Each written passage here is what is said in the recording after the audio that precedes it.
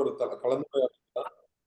நான் உங்ககிட்ட பேச ஆரம்பிக்கிறேன். நம்ம இது பண்ணும். இது வந்து ஏற்கனவே சொன்ன மாதிரி தமிழ் ஆண்டர்பிரினர்ஸ் நிறைய பேர் இருக்கிறதுனால சிஇஓ சில பேர் இதை ரெக்கார்டிங்ல நிறைய பேர் கேட்கறவங்க தான் ரொம்ப ஜாஸ்தி. இதுல கலந்துக்கணும்னு ஆசைப்பட்டு ரெக்கார்டிங்ல கலந்துக்கிறவங்க தான் ரொம்ப ஜாஸ்தி. ஸோ அதன் அடிப்படையில் கரெக்டா சொல்லணும்னா இது நிகழ்வு இப்போ இங்க மட்டும் இல்லாம உங்களுக்கு ரெக்கார்டடாகவும் இருக்கும். அதை கேட்கிற மக்களும் ஜாஸ்தி. இன்டர்னலாகவும் சரி, வெளியில இருந்து இதுவும் சரி. சரி, ஃபார்மேட்டட் தான் இருக்கும். Will go about it. Was அண்ணா, over to you for the initial proceedings and அதுக்கப்புறம் கூட ஹேண்ட் ஓவர் கொடுத்தீங்கன்னா we will take it from there. Sure. Okay. அதுக்கு ஃபர்ஸ்ட் ஆஃப் ஆல் காலை வணக்கம் ஸ்நேகன். காலை வணக்கம். டீம் மாலை வணக்கம். மற்றற்ற மகிழ்ச்சி. இன்னைக்கு காலைல உங்க டைம் லேட் ஈவினிங்லயும் உங்ககிட்ட பேசினதுல ஒரு பெரும் மகிழ்ச்சி. டீம்ஸ் அப்படிங்கிறது பார்த்தீங்கன்னா இது completely Tamil ID entrepreneurs in யூஎஸ்ஏன்னு சொல்லி ஒரு 450 பேர் பக்கமா வி ஹவ் கம் டுகெதர். இது 2 பேர் யுவா அப்படின்னு சொல்லி இன்னைக்கு காலைல பேசியிருந்தோம்ல, அவரும் நியூ ஜெர்சியில, அதுக்கப்புறம் செந்தில் மனோகரன்ங்கிறவங்களும் ஹியூஸ்டன்லேருந்து. அவங்க ஒரு சின்ன ஒரு கான்செப்ட்ல ஆரம்பிச்சது ஒரு சின்ன இதில். We are in to the 5th year. We have evolved from 0 to 450 plus IT entrepreneurs. ஒரே ஒரு கொள்கை தான் எல்லாத்துக்கும், அந்த 8 to 5 மைண்ட் செட்ல இருக்கிறவங்கள அவங்களும் நம்மளும் வந்து சுய தொழில் ஆரம்பிக்கலாம் அப்படிங்கிற மனப்பான்மையோட இதை எடுத்துட்டு போயிட்டு இருக்கோம். ஸோ 4-5 வருஷமா இது சக்சஸ்ஃபுல்லா நடந்துகிட்டு இருக்கு. இயர்லி ஒரு ஈவெண்ட் நடத்துறோம். இப்போதைக்கு 3 சாப்டர்ஸ் இருக்கு. டாலஸ் ஒரு பெரிய சாப்டர், ஆர் டெக்சஸ் பெரிய சாப்டர்னு சொல்லலாம். அதில் தான் மிகப்பெரிய நிறைய பேர் இருக்காங்க ஆண்டர்பிரினர்ஸ். அதுக்கப்புறம் new Jersey and Chicago. So இது 2 ஈக்குவலா நம்பர் ஆஃப் மெம்பர்ஸ் இருக்காங்க. இது இல்லாமல் மற்ற இடத்துல இருந்தும் இருக்காங்க. பட் இது 3 தான் ஆக்டிவ் சாப்டரா இப்போதைக்கு செயல்பட்டுக்கிட்டு இருக்கு. ஸோ இதில் பார்த்தீங்கன்னா we help each other. We kind of இந்த 5 வருஷமா மெம்பர்ஸ் அப்படின்னு சொல்ற மெம்பர்ஸ்டேருந்து இது வரைக்கும் ஒன்லி நாலேஜ் ஷேரிங், இது வரைக்கும் மணின்னு ஒன்றும் கலெக்ட் பண்ணல. எல்லாமே ஸ்பான்சர்ஸ் தான், 100% bro sponsors. So 2 years back Napoleon sir வந்திருந்தாரு இந்த ஆனுவல் ஈவெண்ட்டுக்கு. அது இல்லாமல் லாஸ்ட் இயர் வந்து ஆர்பிஐ கவர்னர் கூட்டுறதுக்கு ட்ரை பண்ணோம். பட் லாஸ்ட் மினிட்ல இதுவாயிடுச்சு. அது இல்லாமல் நாசாலேருந்து ஒன் ஆஃப் த சயின்டிஸ்ட் வந்திருந்தாங்க, இஸ்ரோலேருந்து வந்திருந்தாங்க. ஸோ இது மாதிரி நடந்துகிட்டு இருக்கு. இந்த வருஷம் வந்து we want to take it to the next level. அதில் we are very very happy, equally proud, excited. உங்களை வந்து ஒரு செலிப்ரிட்டியாக பார்த்துருந்தோம், பார்த்துக்கிட்டும் இருக்கிறோம். ஆனால் இம்ப்ரெசிவான profile. So I don't want to steal the thunder. So I will let this be taken over by Vishwa and Nirmal, who are going to be the moderators for today.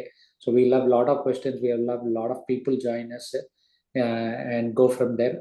So we are very happy. அது இல்லாமல் முதல்ல காலையிலே உங்களுக்கு அழைப்பு கொடுத்த மாதிரி உங்கள் நேரப்படி நேற்று நைட்டு நீங்கள் எங்களோட எலிவேட்டுன்னு சொல்லிட்டு annual event which is September or October டாலஸில் இருக்கோம். அதுக்கு நீங்கள் வந்தீங்கன்னா we will be very very happy to have you, host you and celebrate along with you. So without any further இது உங்களுடைய கலை பயணத்துக்கு வாழ்த்துக்கள். அண்ட் அந்த இதில் நீங்கள் பண்ண இதில் எல்லாத்துக்கும் hats off and look forward to more from you. அதுக்கப்புறம் மக்கள் கேட்ட மாதிரி உங்களோட இளமையின் ரகசியத்துக்கு டிப்ஸ் அது மறந்துடாம சொல்லுங்க. அது ஒரு முக்கியமான வேண்டுகோள் எங்களுக்கு. And over to Vishwa and Nirmal. Thank you and happy to have you with us. Thank you very much. So முதல்ல ஆரம்பிக்கிறதுக்கு முன்னாடி நான் ஒரே ஒரு விஷயம் மட்டும் சொல்லணும். சில மணி நேரங்களுக்கு முன்னாடி ஒரு காலில் பேசணும் சேன் சாரோட. அவரோட இரவு 10 மணிக்கு மேலே நினைக்கிற வீட்டுக்கு போயிட்டு இருக்கிற டைம்ல ஒரு கால் வச்சுட்டு எனக்கு ஒரே ஒரு வீடியோ பண்ணி கொடுக்குறீங்களா சும்மா கேட்டேன். ஒரு 10 நிமிஷத்துல கொடுத்தாரு. So that's so great to have that. So Viswa bro, over to you. நன்றி கவிஞர் அவர்களே. உங்களை எப்படி அழைக்கிறது? முதல்ல தோழர் கூப்பிடலாம். எப்படி வேணாலும் சொல்லலாம். எனக்கு கவிஞர்னு கூப்பிடணும்னு ஆசையா ஒரு இருக்கு. கருப்பு கலர் சட்டை எல்லாம் போட்டிருக்காரு, கொஞ்சம் பார்த்து கூப்பிடுங்க.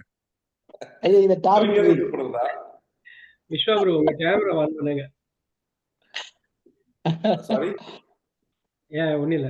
உங்களுடைய கருப்பு கலர்னாவே பயம் வருதா என்ன? இல்ல நான் உங்கள்ட்ட ஒரு சில மணி நேரங்கள் உரையாடினதை வச்சு சொல்லணும்னா, இப்ப இந்த கருப்பு சட்டைக்கு ஒரு காரணம் கேட்டா ஒரு இல்ல, இது முக்கியமான இது டார்க் கிரீன் தான், பயப்படாதீங்க. ரொம்ப சந்தோஷம். சோ உங்களுக்கு அவர் டீம்ஸ்னா என்னன்னு ஓரளவு புரிஞ்சிருக்கும். இப்ப இங்க இருக்கவங்க Yeah, எல்லாருமே first- தமிழ் தொழில் முனைவோர். நான் முடிந்தவரை ஆங்கிலம் கலக்காமல் தமிழ்ல பேச முயற்சி எடுக்கிறேன். அதுல முதல் முயற்சியா நான் பார்க்கும்போது நீங்க உலக தமிழர்கள் நிறைய பேரை சந்திக்கிறீங்க, பல தருணங்களில் சந்திக்கிறீங்க. சந்திக்கும் பொழுது உங்களுக்கு ஏற்படுற ஆச்சரியம் என்ன, உங்களுக்கு ஏற்படுற சந்தோஷம் என்ன? பர்டிகுலர்லி வந்துச்சு பாத்தீங்கன்னா, இது மாதிரி தமிழ் கலக்காம பேசுவாங்க, இந்த மாதிரி ஆச்சரியங்கள் உங்களுக்கு ஏற்பட்டுச்சு?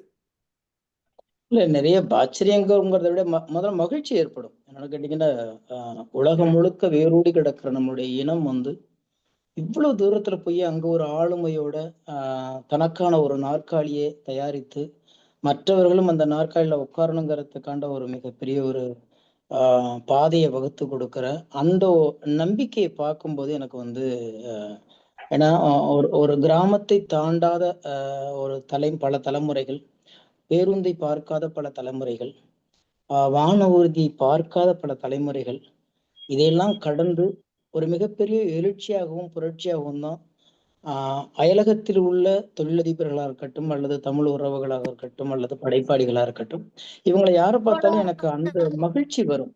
நான் கண்ட கனவு இன்னொரு ஏற்கனவே நிறைவேற்றி கொண்டிருக்கிறாரு அப்படிங்கிற ஒரு மகிழ்ச்சி தான் வருமே தவிர ஆச்சரியப்படுறதுக்கு எனக்கு ஒண்ணு இல்லை. ஆனா ஒரு விஷயத்துல நான் பெருமைப்படுவேன். தூரத்தில் இருந்தாலும் நான் அடிக்கடி ஒரு விஷயத்த நான் சொல்லுவேன். என்னுடைய கிளைகளும் இலைகளும் காய்களும் பூக்களும் இந்த உலகம் முழுக்க பரவி கிடக்கும், ஆனா என்னுடைய வேர்கள் பத்திரமா என்னுடைய மண்ணுல தான் இருக்கும் அப்படின்னு சொல்லிக்கிட்டே இருப்பேன். அதை பார்த்து நான் ஆச்சரியப்படுவேன். பரவாயில்ல, உயரத்தில் இருந்தாலும் நாம் பூமியை பார்க்கக்கூடிய பழக்கம் மாறாமல் இருக்கிறது அப்படிங்கிற ஒரு சின்ன ஆச்சரியம் எனக்கு இருந்துகிட்டே இருக்கும். அருமை அருமை அருமை. இந்த இந்த தொழிலும் தமிழும் தொழிலும் அப்படின்னு சொல்லிதான் இந்த டாபிக்கா வச்சிருக்கிறோம். ஸோ தொழில் சம்பந்தமா உங்களுடைய ஆர்வம் என்ன? ஏன்னா உங்களை நான் ஒரு மோட்டிவேஷனல் ஸ்பீக்கரா பார்த்துருக்கோம், ஒரு ரைட்டரா பார்த்துருக்கோம், ஒரு ஆராய்ச்சியாளராக பார்த்துருக்கோம், ஒரு அரசியல்வாதியா பார்த்துருக்கோம். ஸோ ஒரு தொழிலா பார்க்கும்பொழுது தொழிலுக்கும் உங்களுக்குமான தொடர்பும் உங்கள் அனுபவமும் உங்கள் கருத்தும். நான் நல்ல வேலைக்காரன். அதுல நான் ரொம்ப தெளிவா இருக்கேன். நான் வைரமுத்துக்கிட்ட 5 வருட காலம் உதவியாளராக இருக்கும்போது கூட நிறைய நேரம் எனக்கு அவருக்கு சிறு சிறு முரண்பாடுகள் வரும்போது கூட அவரு கூட நான் தர்க்கம் பண்ணின வார்த்தைகள்ல, நீங்க எனக்கு நல்ல முதலாளியா இருப்பீங்களான்னு எனக்கு தெரியாதா, நான் நல்ல வேலைக்காரன் அப்படின்னு சொல்லிதான் நான் அவர்கிட்ட தர்க்கம் பண்ணியிருக்கேன். காரணம், நல்ல வேலைக்காரன் மட்டும்தான் நல்ல முதலாளியாக ஆக்க முடியும். வேலைக்காரனாக இருக்க தகுதியற்றவன் ஒருபோதும் முதலாளியாக இருக்க தகுதி இல்லவே இல்லை அப்படிங்கிறதுல நான் ரொம்ப தீர்மானமா இருப்பேன். நான் அடிக்கடி நண்பர்கள்ட்ட விளையாட்டா சொல்லுவேன், தெரியாம கவிஞன் ஆயிட்டேன், தப்பி தவறி நான் ஏதாவது ஒரு பிசினஸ் மேன் ஆயிருந்தேன்னா நம்ம ஊர் மண்ணை கூட நான் வித்துப்படுவேன். எனக்கு அவ்வளோ ஆர்வம் இருக்கு தொழில்ல. நீங்க ஏதாவது ஒரு ஊர் மண்ணை, ஒரு பிடி மண்ணை அள்ளி கொடுத்தீங்கன்னா அதை உலக நாடுகள் முழுக்க கொண்டு போய் என்னால மார்க்கெட் பண்ண முடியும். அந்த ஆர்வம் எனக்கு ரொம்ப பிடிக்கும். ஏன்னா ஒரு பொருளை சந்தைப்படுத்துவதன் மூலியமாக மனிதர்களை சந்திப்பதன் மூலியமாக கலாச்சாரத்தோடும் பண்பாட்டோடும் கைகோர்ப்பதும், அதன் மூலமாக உலக அறிவை திரட்டுவதும் என்பது ஒரு பெரிய நுழைவாயில் என்பது தொழில். அப்படிங்கும்போது எனக்கு ஆர்வம் இருக்கு. அதே நேரத்துல வென்றவர்களை பார்த்து நான் இந்த இடத்துல நம்ம இருந்தா என்ன பண்ணிருப்போம்னு அவ்வப்போது நான் என்ன அந்த இடத்துல என்ன நிறுத்தி நான் எடை போட்டு பார்ப்பது உண்டு. எனக்கு எப்போதுமே தொழில் செய்பவர்களையும் பிடிக்கும், தொழில் அதிபர்களையும் பிடிக்கும், தொழில் கொடுப்பவர்களையும் பிடிக்கும். அதனால நான் நல்ல வேலைக்காரனாவே கடைசி வரைக்கும் இருக்கணும்னு நான் விரும்புறேன். அதுதான் என்னுடைய தார்மீகமான ஒரு ஆசை. காரணம் என்ன கேட்டீங்கன்னா, எந்த வேலையும் எவரை எதிர்பார்த்தும் செய்யாமல் என்னால செய்ய முடியுங்கிற அந்த தன்னம்பிக்கை தான் என்னை இவ்வளவு தூரம் நகர்த்தி கொண்டு வந்திருக்கு. ஓகே, ரொம்ப ரொம்ப சந்தோஷம். நீங்க ஒவ்வொரு கேள்விக்கும் பதில் சொல்றது அவ்வளவு முனைப்பாகவும் அவ்வளவு ஒரு நேர்த்தியாகவும் இருக்குது. இந்த நேர்த்தியும் இந்த தமிழும் இது வளர்றதுக்கான காரணம் கவிஞர் அப்படின்றதுனாலயா, இல்ல இதற்கான ஒரு நான் எங்ககிட்ட பேசுறீங்கன்ற அந்த ஒரு மாறுதல் இல்ல தானே? அப்படியெல்லாம் இல்லை. எனக்கு இயல்பாவே நான் அப்படிதான் பேசி எனக்கு பழக்கம். கவிஞர்கள்லாம் நம்ம ஆடை போட்டுக்க முடியாது. இல்லை, அது அது வந்து எனக்கு அது அது தேவையும் மற்றதுன்னு நினைக்கிறேன். நானா இருக்கிற வரைக்கும் பயப்பட வேண்டியதில்லை. பயப்படாதவனுடைய வார்த்தைகள் வீரியமாகவும் ஆளுமையாகவும் இருக்கும். எப்போதுமே அச்சத்தோட ஒரு விஷயத்த நீங்க பண்ணும்போது முழுமையா பண்ணவே முடியாது. ஆனா காதலோட பண்ணும்போது எதையா இருந்தாலும் முழுமையா பண்ணலாம். அதுல ஒரு அழகியல் இருக்கும். அதுல நம்ம என்ன வேணாலும் நம்ம வந்து தன்னை நிரூபித்துக் கொள்வதற்கான எல்லா களத்தையும் நம்மளால தயாரித்துக் கொள்ள முடியும். அந்த வகையில வந்து சின்ன வயசுல இருந்து எனக்கு மொழி பிடிக்கும், தமிழ் மொழி பிடிக்கும். அதை இல்லாம வந்து ஆஹ் என்னால என்னுடைய உணர்வுகளை, என்னுடைய உணர்ச்சிகளை, என்னுடைய தாக்கங்களை, கனவுகளை என் தாய்மொழியை தவிர வேற எந்த மொழியிலும் இவ்வளவு அழகா என்னால வந்து விவரிக்க முடியாதுங்கிற நம்பிக்கை எனக்கு அழுத்தமா இருக்கு. அதனாலதான் நான் அடிக்கடி சொல்லுவேன். அன்னைக்கு கூட நீங்க உங்ககிட்ட ஒரு வார்த்தை பேசிட்டு இருந்தேன். இந்த நேரத்துல தாய்மொழியை பற்றி பேசினா நல்லா இருக்குமே அப்படின்னு சொல்லி உங்ககிட்ட நான் அந்த வார்த்தை சொன்னதுக்கு கூட காரணம் என்ன கேட்டீங்கன்னா, 1000 மொழிகள் நமக்கு வேணும். ஆனால் தாய்மொழி வந்து வாழ்வியல் மொழி. மற்ற மொழிகள் வந்து வியாபார மொழி. அதுல வந்து நான் ரொம்ப தீர்மானமா இருக்கேன். அப்ப நான் வாழ்வியலோட இருக்கணும். எக்காரணத்தை கொண்டும் வாழ்வியல் இருந்து அந்நியப்பட்டு விடக்கூடாது என்பதனால நான் என்னுடைய தாய்மொழியில ரொம்ப அழகா, அழுத்தமா, பயம் இல்லாம பேசுறதுனால உங்களுக்கு அது ஒரு அழகியலை கொடுக்குதுன்னு நான் நினைக்கிறேன். நிச்சயமாக நீங்க உங்க இதுல இருந்து ஒரு லீடு கொடுத்துட்டீங்க. கவிதையும் காதலும், காதலும் கவிதையும். ஸோ அதை பத்தி அவசியம் பேசிதான் ஆகணும். பங்கேற்கும் நிறைய பேருக்கு தெரிந்த விஷயங்கள் சில பேருக்கு தெரிய வாய்ப்பு இல்லாது டிக்ளேர் பண்ணணும்னு நினைக்கிறது உங்களுடைய இரு பெண் குழந்தைகளுக்கும் மிக்க மிக்க வாழ்த்துக்கள். நீங்க ஒரு நன்றி. நீங்க உங்களோட அன்பையும் உங்களுடைய பாசத்தையும் உங்களோட ஒரு பேரண்டாவும் நான் கூட இருந்து பார்க்குற ஒரு வாய்ப்பு கிடைச்சது. அதன் அடிப்படையில் உங்களோட அந்த டிக்ளரேஷன் ஆஃப் யுவர் 2 daughters அதை பத்தி உங்களோட இது சொல்லுங்க. அவங்களுக்கு நீங்க வைத்த பெயர் கவிதை, காதல்.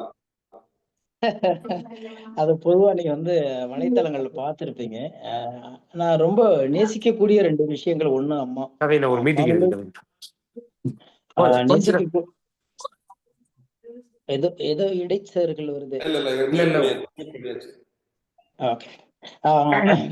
எனக்கு வந்து அப்படி வந்து கவிஞன்கிறதுனால மட்டும் இதை வைக்கல இந்த பெயரை. நான் வந்து எனக்கு அம்மா ரொம்ப பிடிக்கும். உலகத்துல காதலுக்கு ஒரு உதாரணம் சொல்லணும்னா அம்மாவை தவிர ஒரு நிரந்தரமான காதலை யாரிடமும் எதிர்பார்ப்பதும் தவறு, எதிர்பார்க்கவும் முடியாது. அப்படிங்கும்போது அம்மாவை மொழிபெயர்த்தால் காதல் என்றும், காதலை மொழிபெயர்த்தால் அம்மா என்றும் சொல்வதனால் தாயே எந்தன் மகளாய் மாற இறைவாணி ஆணையிடன்னு நானே தான் எழுதினேன். நான் ரொம்ப விரும்பி கேட்டதுதான் இந்த தேவதை. அதனால நான் 1 கேட்டேன், 2 கொடுத்திருக்க இயற்கையும் இறைவனும். எனவே ஒரு தாய், ஒரு குழந்தை தாயாகவும் இன்னொரு குழந்தை மனைவியாகவும் இருக்கும் பொழுது என்னை காதலித்து இந்த உலகத்துக்கு அனுப்பியது தாய் என்பதனால் முதல் குழந்தைக்கு காதல் என்றும், என்னை இன்றைக்கு வந்து வாழ வைத்துக் கொண்டிருக்கின்ற மொழியும் ஆளுமையும் அழகியலும் சேர்ந்த ஒரு வடிவம் எதுனா கவிதை. அது இன்னைக்கு நான் என்னை ரசிக்கக்கூடிய ஒரு இடம் வந்து கவிதை. அது அந்த இடத்துல இன்னைக்கு இருக்கிறது வந்து என்னுடைய மனைவியின் நினைவாக அது ஞாபகார்த்தமாக 2வது குழந்தைக்கு கவிதை என்றும் பேர் வச்சிருக்கிறேன். இதுல இன்னொரு சுயநலமும் உண்டு. இந்த உலகத்தின் கடைசி மனிதர்களின் உறவு தீர்ந்து போகும் வரைக்கும் காதல் தீர்ந்து போவதில்லை. எனவே கடைசி உறவு இருக்கிற வரைக்கும் என் மகளுடைய பெயரும் இருக்கணும்னு ஆசைப்பட்டேன். அதே மாதிரி கடைசி எழுத்து இருக்கிற வரைக்கும் ஒரு தமிழ்ங்கிறது உங்களுக்கு தெரியும், பாரம்பரியமான உலகத்தின் மூத்த மொழி என்று நம்ம பேசி கொண்டிருக்கிறோம், பார்த்து கொண்டிருக்கிறோம், ஆய்வுகளை செய்து கொண்டிருக்கிறோம். இன்னைக்கு எல்லாத்துக்கான தரவுகள் இருக்கு. அதை கடைசி எழுத்து இருக்கிற வரைக்கும் அது வந்து செய்யுள்ள ஆரம்பிச்சு மரபு கவிதைகளை தொடங்கி பக்தி இலக்கியங்களை தொடங்கி இன்றைக்கு ஹைக்கூ வரைக்கும் வந்தால் கூட கவிதை என்ற ஒரு வார்த்தையை தமிழிலிருந்து பிரிக்கவே முடியாது என்பதனால் அதுவும் மொழியின் கடைசி ஓசை இருக்கிற வரைக்கும் இருக்கணுங்கிறதுனால 2வது மகளுக்கு கவிதை என்று பெயர் வைத்திருக்கிறேன். அருமை அருமை. ஆக்சுவலா நீங்க சொல்லும் பொழுதே இது சம்பந்தமா பேசுறதுக்கு நிறைய பேர் இருப்பாங்க. இருந்தாலும் சார்பாக நான் கேட்க விரும்புவது, இந்த பேரை வைக்கும் பொழுது முக்கியமா பத்மஸ்ரீ, உலகநாயகன்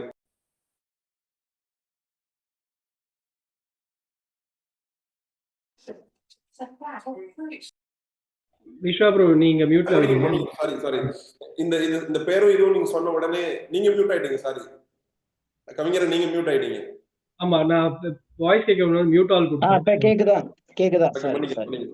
ஸோ மன்னிக்கிறேன் சார். பேரை வைத்ததுக்கு அப்புறம் உலகம் பல விதங்களில் இதை வந்து ரியாக்ட் பண்ணிச்சு. நம்ம அதை பத்தி அன்னைக்கு பேசணும்.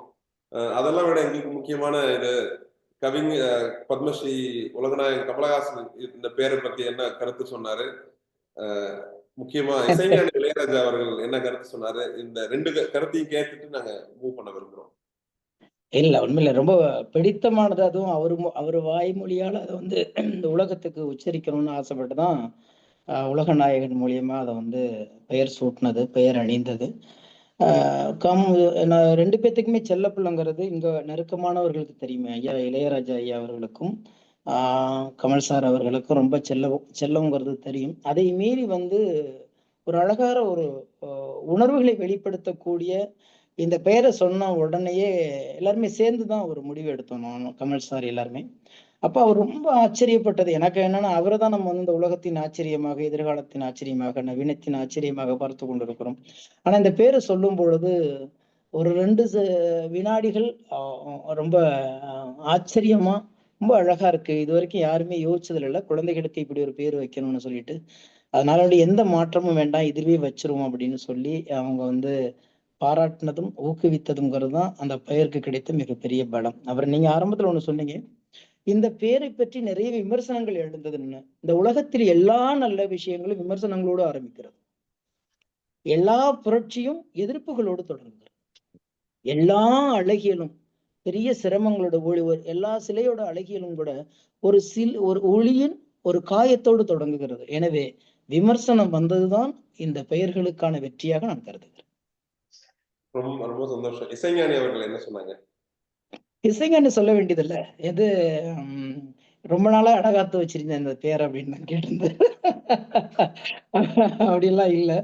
இருக்கணும்னு ஆசைப்படும் போது, ஏன்னா எனக்கு வந்து என்னுடைய திருமணத்துக்கு கூட அவர் வர முடியாதுங்கும் போது, அந்த நேரத்துல காத்திருந்து வீட்டுக்கு வர சொல்லி கணையாழி அணிவித்து எங்களை வாழ்த்தி அதே உள்ளம் எங்கள் பிள்ளைகளுக்கும் அவருடைய அன்பு கிடைச்சிச்சு.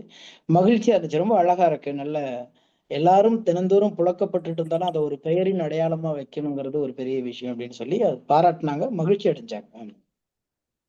எனக்கு நீங்க சொல்லும்போது அந்த விமர்சனம் பத்தி பேசும்போது நீங்க சொன்னீங்க, அன்பு ஒரு பேரை வைக்கும்போது உலகத்துல முதல் முறையா வைக்கும்போது அவனுக்கு ஒரு அந்த ஏன்னா அன்பு புகழ் இன்னும் சொல்ல போனா ஊரோட பேரெல்லாம் வச்சிட்டு இருக்கிறோம் இல்லையா நம்ம. திருப்பதின்றோம், சிதம்பரம்ன்றோம். ஒண்ணுமே அப்படி இருக்கும்போது நல்ல தமிழ் பெயர் தினந்தோறும் நம்மளுடைய வாழ்வியலோட ஒத்துப்போன 2 பெயருங்கும் போது எப்போதுமே ஆரம்பத்துல வந்து உடல் நலம் சரி செய்கிற எல்லா மருந்தும் கசக்கத்தான் செய்யும். வேற வழி இல்லை, குடிச்சுதான் ஆகணும். ரொம்ப சந்தோஷம், ரொம்ப சந்தோஷம். நீங்க சொன்னதுல இருந்து ஒரு விஷயம் நான் ரொம்ப முக்கியமா எடுத்துக்கணும்னு விருப்பப்படுறேன். எந்த ஒரு புரட்சியும் ஒரு மாற்றமும் வந்து ஒரு ஒரு எதிர்ப்புல தான் ஆரம்பிக்குங்க.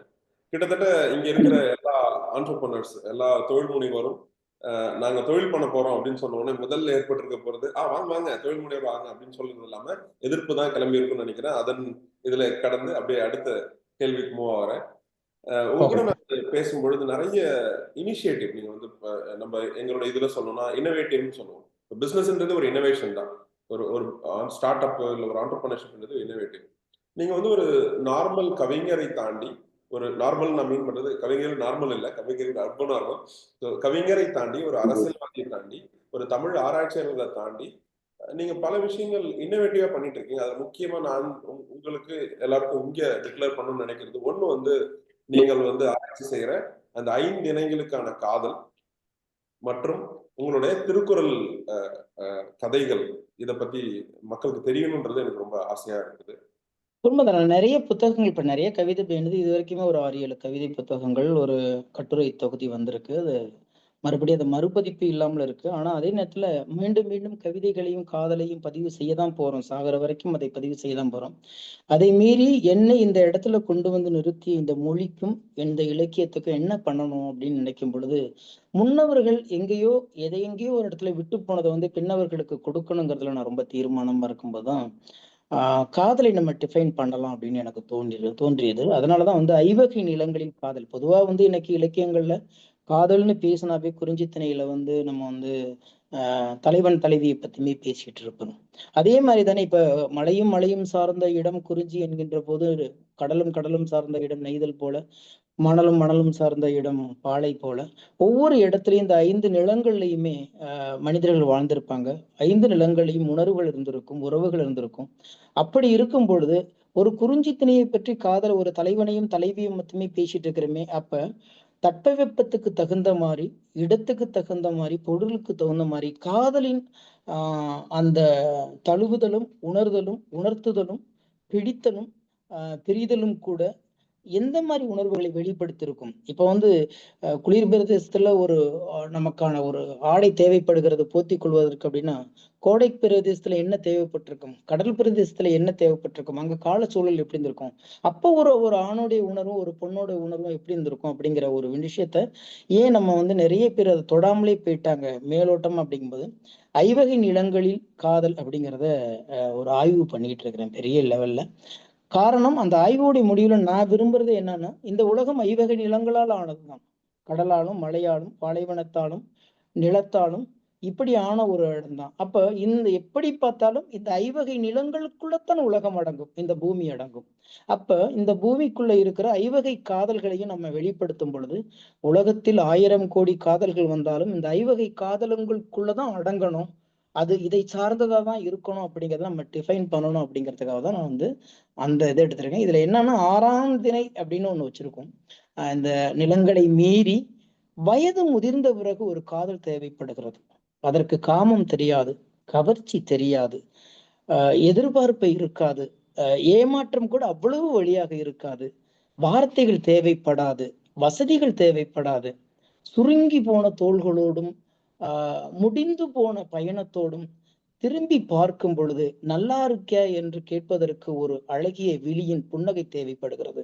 அப்படி ஒரு வயோதிக காதலையும் 6ஆம் திணையாக இதுல சேர்க்கறதுக்கு நான் அந்த பெரும் முயற்சி எடுத்துட்டு இருக்கேன். என்ன கேட்டீங்கன்னா, இன்னைக்கு ஒரு அந்த இரத்த ஓட்டத்தோடைய வேகம் குறையும் பொழுதும், அழகியல் குறையும் பொழுதும், நமக்கான உறவுகள் நம்மளை விட்டு தூர போகும் பொழுதும் காதலோட அருமை அப்பதான் தெரியும். நேற்று கூட உங்ககிட்ட பேசிட்டு போது சொன்னேன், இந்த உலகத்தில் எல்லாம் கிடைத்துவிடும், கடைசியில எதிர்க்காத ஒரு விஷயத்துக்கு யாசகம் கேட்டு மொழி தெரியாமல், இனம் தெரியாமல், எல்லை கடந்து இருக்கிற மனிதன் கூட எங்கேயோ ஒரு இடத்துல யாசகம் கேட்கணும் என்றால் அது காதலுக்காக மட்டும்தான் இருப்பான்.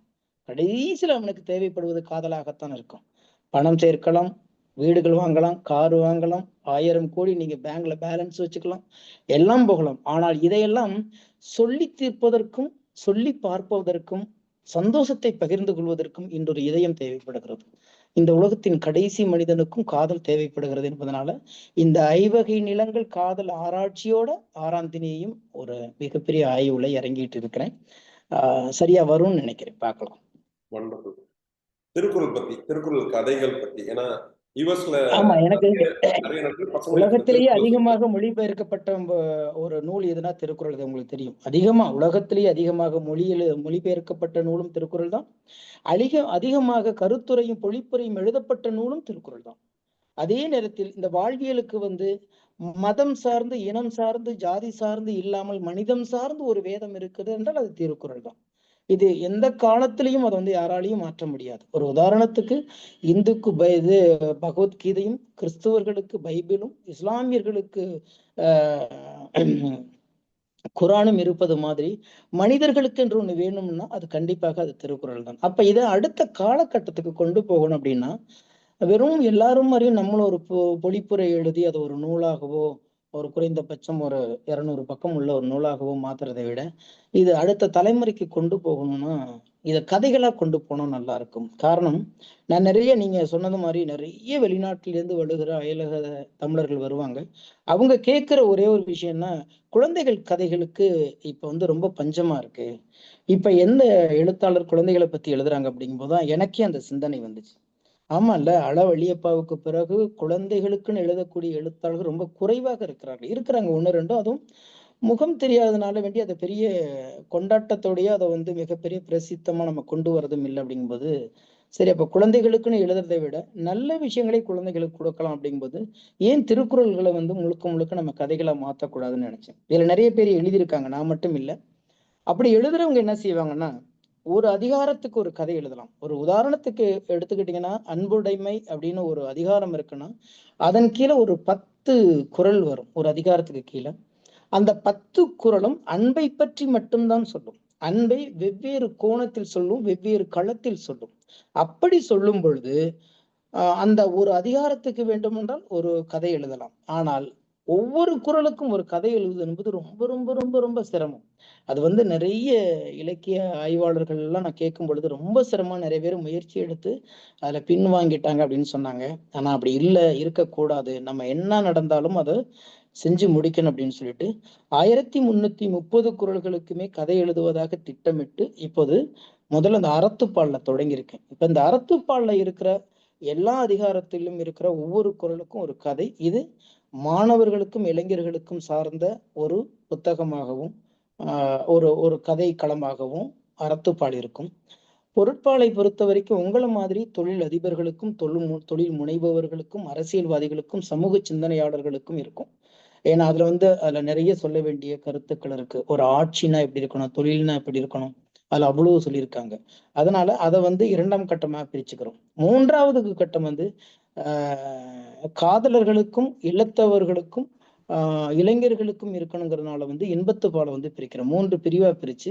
ஆனா இது எல்லாமே அதிகபட்சம் ஒரு பக்கம் அல்லது 2 பக்க கதைக்குள்ள அது இருக்கணுங்கிறதுல நான் ரொம்ப தீர்மானமாயிருக்கேன். ஏன்னா மின்சாரம் ஆடி ஓடிக்கொண்டிருக்கிற இந்த காலகட்டத்துல கண்டிப்பா நம்ம நிறைய பக்கங்களை எழுதி அடுத்தவங்களுடைய நேரத்தை எடுத்துக்கொள்வதற்கு நமக்கு அதிகாரம் கிடையாது. நானே சொல்லுவேன், யாருடைய நேரமும் யாருக்கும் இரவல் தர முடியாத ஒரு சூழலில் இன்றைக்கு உலகம் இயங்கிக் கொண்டே இருக்கிறது. தயவு செய்து என்ன வேண்டுமென்றாலும் கேளுங்கள், என்னிடம் சற்று நேரத்தை மட்டும் என்னுடைய நேரத்தை கேட்டு விடாதீர்கள் என்று அடிக்கடி நான் சொல்வது உண்டு. அதனால வேண்டி அந்த நேரத்தை கூட இந்த படைப்புல அவங்களுக்கு மிச்சப்படுத்தி கொடுக்கணும்னு ஒரு பக்கம் அல்லது அதிகபட்சம் 2 பக்கத்துக்குள்ள அந்த கதை இருக்கணுங்கிற ஒரு பெரும் முயற்சியில போயிட்டு இருக்கு. இத எழுதி முடித்த பிறகு இது எல்லாமே இன்னைக்கு நவீனத்துல ஏஐ மூலியமாகவோ அல்லது வேற ஒரு வடிவத்திலேயோ இதை விஷுவலாவும் நம்ம கொடுக்கணுங்கிற ஒரு ஆசை எனக்கு இருந்துட்டு இருக்கு. பார்க்கலாம் அந்த முயற்சி எங்க போதும். அருமை அருமை. உங்களுடைய முயற்சிகள் எல்லாம் எங்களால் ஆன சப்போர்ட்டும் கொடுக்கணும்னு ஆசைப்படுறோம். அது சம்பந்தமா எல்லாரும் பேசுவாங்க. நேற்று நைட்டும் பேசணும் அது சம்பந்தமா. நன்றி நன்றி. இப்ப நடுவில் பேசாத ஒரு விஷயம், எல்லாரும் பார்க்காத விஷயம், நம்ம சினிமாவை பத்தியும், நீங்க சினிமாவுக்கு எழுதிய கவிதை பாடல்கள் பத்தியும் கிட்டத்தட்ட 2500க்கும் மேற்பட்ட பாடல்கள் எழுதியிருக்கீங்க. கிட்டத்தட்ட 1000 படங்களுக்கு நெருங்கி பாடல்கள் எழுதியிருக்கீங்க. அந்த புகழும் என்னன்னா உங்க இடத்துக்கு வந்ததுனால நான் பார்த்தோம், அந்த ரூம் முழுக்க அறை முழுக்க அவார்டுகளாகவும் ஒரு பாராட்டு கடிதங்களாகவும் பாராட்டு பதிவுகளாகவும் இருக்குது. இது இல்லாம அதை மீறி நிறைய புத்தகங்கள் இருக்கு. அந்த அனுபவத்தை பத்தி ஒரு உங்களோட ரெகக்னேஷன் உங்களுக்கு ஒரு குறுக்கீடு பண்ண போறேன். அதை பத்தி ஒரு சொல்லுங்க. சினிமா அனுபவங்கள் இதை பத்தி ஒரு ஷார்ட் இது. ஆமா, இப்ப நீங்க சொன்னது மாதிரி பாராட்டுக்களும் வெறும் கேடயங்களும் புத்தகங்களும் மட்டும் ஒரு மனிதனை மகிழ்ச்சி அடைத்த முடியாது. காரணம் இது எல்லாம் பகிர்ந்து கொள்வதற்கான களம் எனக்கு இப்போதான் என்னுடைய மனைவி வந்ததுக்கு பிறகு அது அமைஞ்சிச்சு. அதுக்கு முன்னாடி பாத்தீங்கன்னா எதையோ நோக்கி ஓடிக்கிட்டே இருக்கிறதுனால எந்த வெற்றியும் என்னை தலை ஆடுறதுக்கான ஒரு களத்தை ஏற்படுத்தவே இல்லை. இன்னும் சொல்ல போனா ஸ்டேட் அவார்டு நான் 2 முறை வாங்கியும் 4 மொழிகளில் சிறந்த பாடலாசிரியர் வாங்கின அந்த படிவங்களை கூட இப்ப இவ்வளோ காலம் கழிச்சு இப்பதான் ஒரு மாதத்துக்கு முன்புதான் அதை ஒரு சவுத்துல மாற்றத்துக்கான ஒரு பிரேமே பண்ணணும் கூட அது மனைவியோட முயற்சியில நடந்துச்சு. எனக்கு அப்படி விருதுகளை கொண்டாடி அதுக்குள்ள நம்ம திளைச்சு ஓய்வு எடுக்கிற இடத்துல நான் இல்லை. காரணம் அம்மா இதை பாக்குறதுக்கு இல்லையேங்கிற ஒரு மிகப்பெரிய ஏக்கம் இருந்ததுனால நம்ம யார்கிட்ட போய் பகிர்ந்திருக்க முடியும்? வீடு முழுக்க புத்தகங்கள், விருதுகள், பட்டங்கள், அதே மாதிரி சான்றிதழ்கள், போகிற நாடுகள் எல்லாம் பாராட்டுக்கள். இதை பகிர்ந்து கொள்வதற்கும் அதை கேட்கறதுக்கான ஒரு காதுகள் வேணும் இல்லையா, இதயம் வேணும் இல்லையா? அது இல்லைங்கிறனால எனக்கு தெரிஞ்சு எந்த வெற்றியும் என்னை தலகால் புரியாம ஆட வைக்கல, எந்த தோல்வியும் என்னை தலைகுனிந்து நிற்கவும் வைக்கல. ஆனால் அதை மீறி எனக்கு ஒரு மிகப்பெரிய திருப்தி என்னன்னா இந்த சினிமாவுக்கு, இந்த திரைத்துறைக்கு நான் ரொம்ப நேர்மையா இருக்கேன். எனக்கு எக்காலத்திலும் வந்து நான் எதை நோக்கி போகிறேனோ அதுல ரொம்ப காதலோட இருக்கேன். அது ஒருபோதும் என்னை கைவிட்டுறாது அப்படிங்கிற ஒரு நம்பிக்கை இருக்கு. காரணம், ஒரு ஆளுமையான மொழி. நான் அடிக்கடி இந்த மொழியை பற்றி பேசும்போது ஒரு தகவலை சொல்லுவேன் நண்பர்களே. என்னன்னா, எவன் ஒருவன் தன் தாய்மொழியை 1 கிலோமீட்டர் தூரம் சுமந்து போகிறானோ அவனை அந்த தாய்மொழியை 1000 கிலோமீட்டர் தூரம் சுமந்து போகும் வல்லமை உள்ள ஒரு மொழி. அப்பேற்பட்ட ஒரு மொழிதான் இந்த திரைமொழிக்கு என்னை அறிமுகப்படுத்தியது. இந்த திரைமொழியில கூட இப்ப ஏறத்தாழ இப்ப நீங்க சொன்னீங்க 2500 பாட்டு, நீங்க 3000 பாடல்கள் தாண்டி போயிட்டு இருக்கிறோம். ஆனா நான் எப்போதுமே கணக்கு வச்சுக்கிட்டதே இல்லை. எனக்கு வேலை சினிமாவில் வந்து நான் ஒரு வேலை பார்க்குறேன். நீங்க எப்படி உங்களுடைய அலுவலகத்துல உட்காந்து வேலை பார்க்குறீங்களோ அந்த மாதிரி நான் சினிமாவில் வேலை பார்க்குறேங்கிறது மட்டும்தான் என்னுடைய பிரசன்ஸ் ஆஃப் மைண்ட்ல ஓடிக்கிட்டே இருக்கே தவிர, ஒரு காலம் நான் வந்து வானத்திலேருந்து குதிச்சவன் பூமியிலேருந்து முதச்சவன் ஒரு நாளும் எனக்கு எட்டி பார்த்ததே இல்லை. இனியும் எட்டி பார்க்காதுன்னு நினைக்கிறேன். காரணம், யாருக்கும் கிடைக்காத ஒரு களம் எனக்கு கிடைத்திருக்கிறது. அந்த களத்திற்கு நான் ரொம்ப நேர்மையா இருக்கேன்னு தான் நினைச்சிட்டு இருக்கிறேன். ஆனா என்னன்னா, சினிமாவுக்கு வந்ததுனால இந்த பாராட்டுக்களும் இந்த உயரமும் போதுமானா கண்டிப்பா பத்தாது. காரணம், நான் வந்ததுக்கான காரணமே பட்டுக்கோட்டை மாதிரி ஒரு 10 பாட்டு எழுதிவிட்டு செத்து போக வேண்டும் என்று வந்தவன் நான். காரணம், மக்களுக்கும் மண்ணுக்கும் எழுதி தீர்க்க வேண்டும் என்று வந்தவன் நான். இன்றைக்கு இவ்வளவு பாட்டு எழுதி கூட இதை எழுத முடியலையே இதை எழுத முடியலைங்கிற ஒரு மிகப்பெரிய ஏக்கம் இருக்கிறது. இன்னும் சொல்லப்படாத கதைகளும் எழுதப்படாத வரலாறுகளும் நம்மளுடைய மண்ணை சார்ந்தும் மக்களை சார்ந்தும் மொழியை சார்ந்தும் நம் தலைமுறைகளை சார்ந்தும் மறந்து போன மரபுகள் நிறைய கிடக்கு. அதை எல்லாத்தையும் நம்ம திரைத்துறைக்குள்ள பதிவு செய்ய முடியும்னா அதற்கான களம் இப்போது இல்லை. இனி வருமானு தெரியாது. இதற்கு முன்பு கொஞ்ச காலம் இருந்தது, இப்போது இல்லை என்பதனால்தான் புத்தக வடிவங்கள் அதை மாத்தணும்னு நம்ம பண்ணிட்டு இருக்கோம். இதை மீறி இன்னொன்னு கூட பண்ணிட்டு இருக்கிறோம். கிட்டத்தட்ட ஒரு 60,000 பழமொழிகளுக்கான ஒரு மிகப்பெரிய ஆய்வு பண்ணிட்டு இருக்கோம். நம்ம வந்து நிறைய பழமொழிகளை கேட்டுட்டு கடந்து போயிட்டு இருக்கோம். அது இல்லை, அது சொன்னது எல்லாமே வெறும் பழமொழிகள். அதுக்கு பின்னாடி ஒரு மிகப்பெரிய வாழ்வியல் இருக்கிறது. அப்ப திரைத்துறையில இன்னும் பண்ணணுமே, இதுக்கான இடம் கிடைக்கலையே, வயசு இன்னும் இல்லையே, காலம் ஓடிக்கிட்டு இருக்கிற ஏக்கமும் பயமும் இருக்கிறதுனால எந்த சந்தோஷத்தையும் என்னால கொண்டாட முடியாமல் கடந்து போய் கொண்டிருக்கு. நிர்மல் ப்ரோ ஏதாவது கேக்குறீங்களா? இல்லைன்னா ரேபிட் ஃபயர் போறேன் நானு.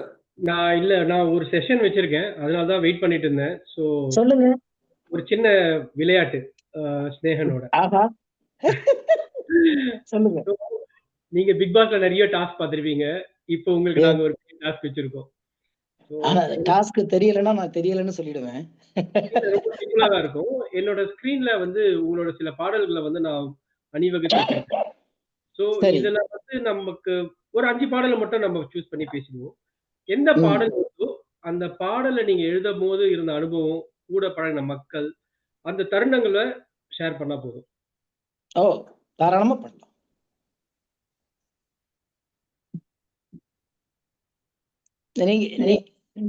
நீங்க பாடல்களுடைய பேர் கூட சொல்லலாம், ஒன்றும் தப்பு இல்லை.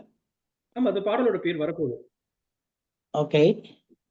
இது யானைங்கிற படத்துல எல்லாமே எல்லாங்கிற பாடல்.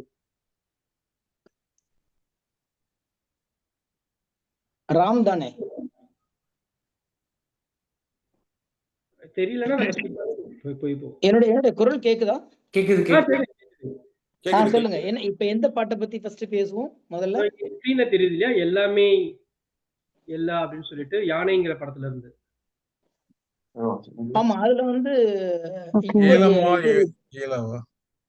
ஆமா ஆமா ஆமா ஹரிசார் படம் அதானே?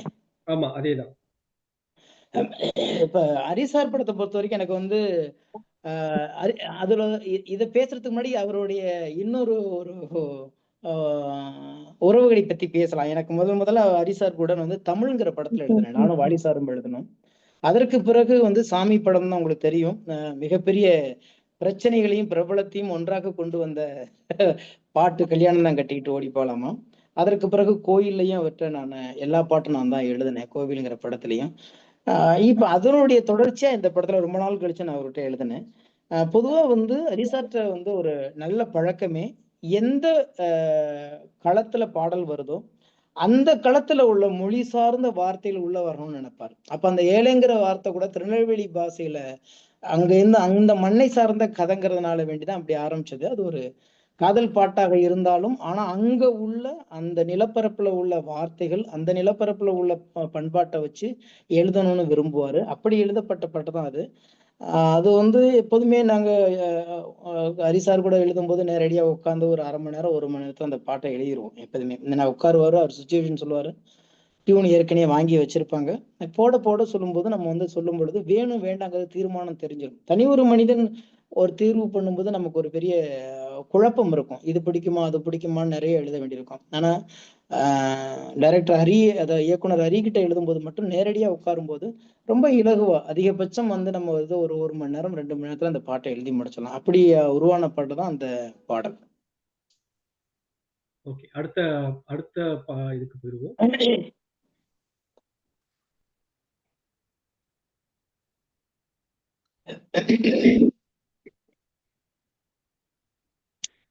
அடுத்த அடுத்த பாடல் அதுக்காக தான் அது உங்களுக்கு ஸ்கிரீன் தெரியுது இல்லையா? ஸ்கிரீன் எனக்கு நிறைய படங்கள் பேர் போட்டிருக்கீங்க, எந்த பாட்டுன்னு தெரியல, அதனால இல்ல சார், நான் சொல்றேன், அப்படியே சொல்றேன். ஞாபகம் வருது.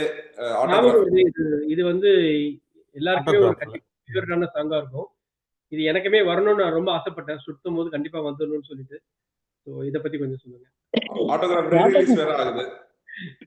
ஆமா, இது வந்து ஞாபகம் வருது வந்து பாண்டவர் பூமியை பொறுத்த வரைக்கும் வந்து இன்னும் சொல்ல போனீங்கன்னா, ஞாபகம் வருதே சாங் வந்து முத நாங்க வந்து பாண்டவர் பூமிக்காண்டி எழுதின பாட்டு. ஒரு சுவாரஸ்யமான ஒரு விஷயம் அது. என்னன்னா, எழுதுனதுக்கு பிறகு அந்த பாட்டு ரொம்ப யூத்தா இருந்ததுனால தூக்கி அதை ஆட்டோகிராஃபுக்கு நாங்க மாத்தணும். பாண்டவர் பூமியில எல்லா பாட்டும் நான் தான். அதுல ஒரே ஒரு சின்ன பிட் சாங் மட்டும் பா விஜய் எழுதியிருப்பாரு. அப்ப இது வந்து எழுதும் பொழுது நிறைய ஞாபகங்களை அது இயக்குனரோட உட்கார்ந்து தொகுத்தோம். இயக்குனர் இவரு சேரன் சார் கூட உட்கார்ந்து எழுதும் பொழுது அதை தொகுத்தோம். என்னெல்லாம் நம்ம இழந்து போனோம், அப்படி இழந்தது எல்லாத்தையும் ஒரு பட்டியல் போட்டு அதிலிருந்து கதைக்கும் மனித உணர்வுக்கும் சம்பந்தம் ரொம்ப நெருக்கமான வரிகளை மட்டும் எழுதுனதுதான். அது இன்னைக்கும் யாரு நீண்ட காலம் கழித்து நண்பர்களை பார்த்தாலும், நீண்ட காலம் கழித்து உறவுகளை பார்த்தாலும், நீண்ட காலம் கழித்து சொந்த மண்ணுக்கு போனாலும் ஒரு அதை வந்து அடையாளப்படுத்துகிற ஒரு பாட்டுலா அது இருக்கும்.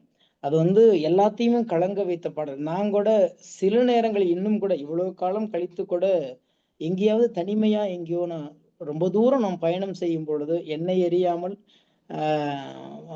முணுமுணுக்கிற பாடல்கள்ல வந்து முதல் பட்டியல இருக்கிறது ஞாபகம் வருது. இன்னைக்கும் அது வந்து ஒரு ஐக்கானா தான் எல்லா இடத்துக்குமே இருந்துட்டு இருக்கு, என்னுடைய மிகப்பெரிய அடையாளமா. அதுல வந்து இயக்குனர் சேரன் சாரோடைய பேரும் வந்திருக்கும், என் பேரும் வந்திருக்கும். சிலதுல மாத்தி போட்டிருப்பாங்க. ஏன்னா அப்பெல்லாம் எங்களுக்கு சரியா கரெக்டா அதை வந்து வலைத்தளங்களை பதிவு பண்ற அந்த நாலேஜ் அப்ப இல்லை. அதை பார்க்கறதுக்கு ஓடிக்கிட்டே இருந்தோம். இப்பதான் அதெல்லாம் ரொம்ப நிறைய பார்த்துட்டு இருக்கிறோம். ஆனா அது வந்து இயக்குனருடைய யோசனை, அவருடைய கருத்து, அதை வாங்கி ஒரு தொகுத்து அதை எழுதுனதுதான் அந்த பாட்டுடைய வெற்றியா நான் கருதுறேன். நன்றி, நன்றி. இப்போ 3வது பாட்டுக்கு போயிடுவோம்.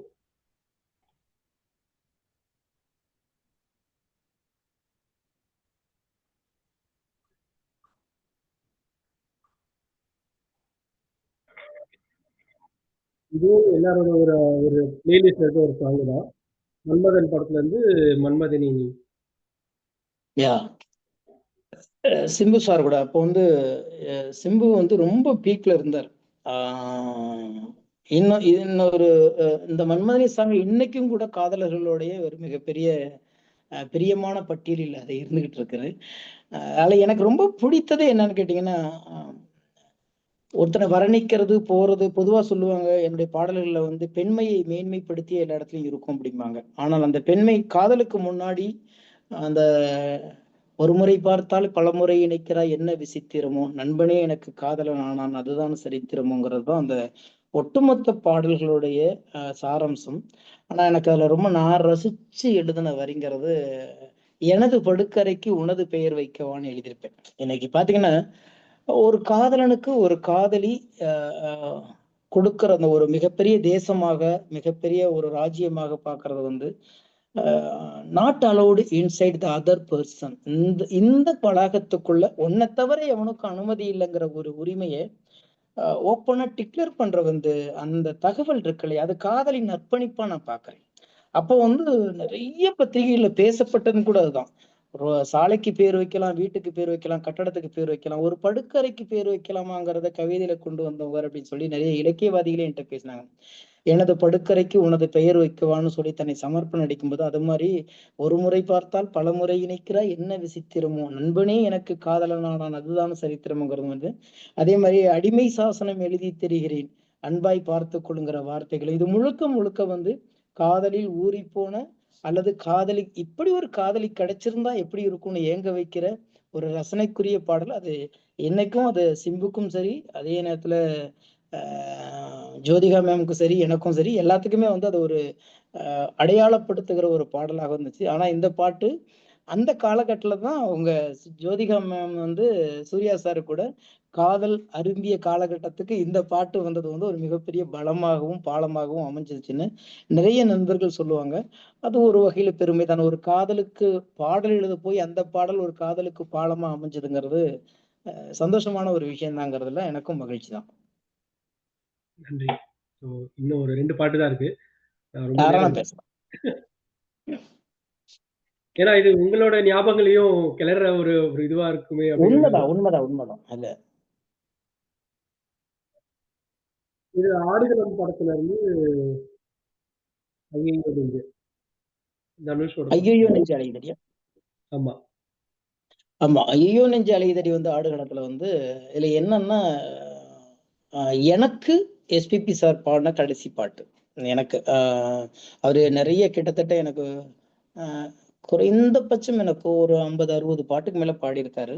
அதுல வந்து எனக்கு கடைசியா பாடினது வந்து ஆடுகளத்துல ஐயையோ நெஞ்சு. அது பாடும்போது கூட எஸ்பிபி சாரோடைய நினைவுகளை தான் இதுல நிறைய நான் பகிர்ந்துக்கணும்னு ஆசைப்படுறேன்.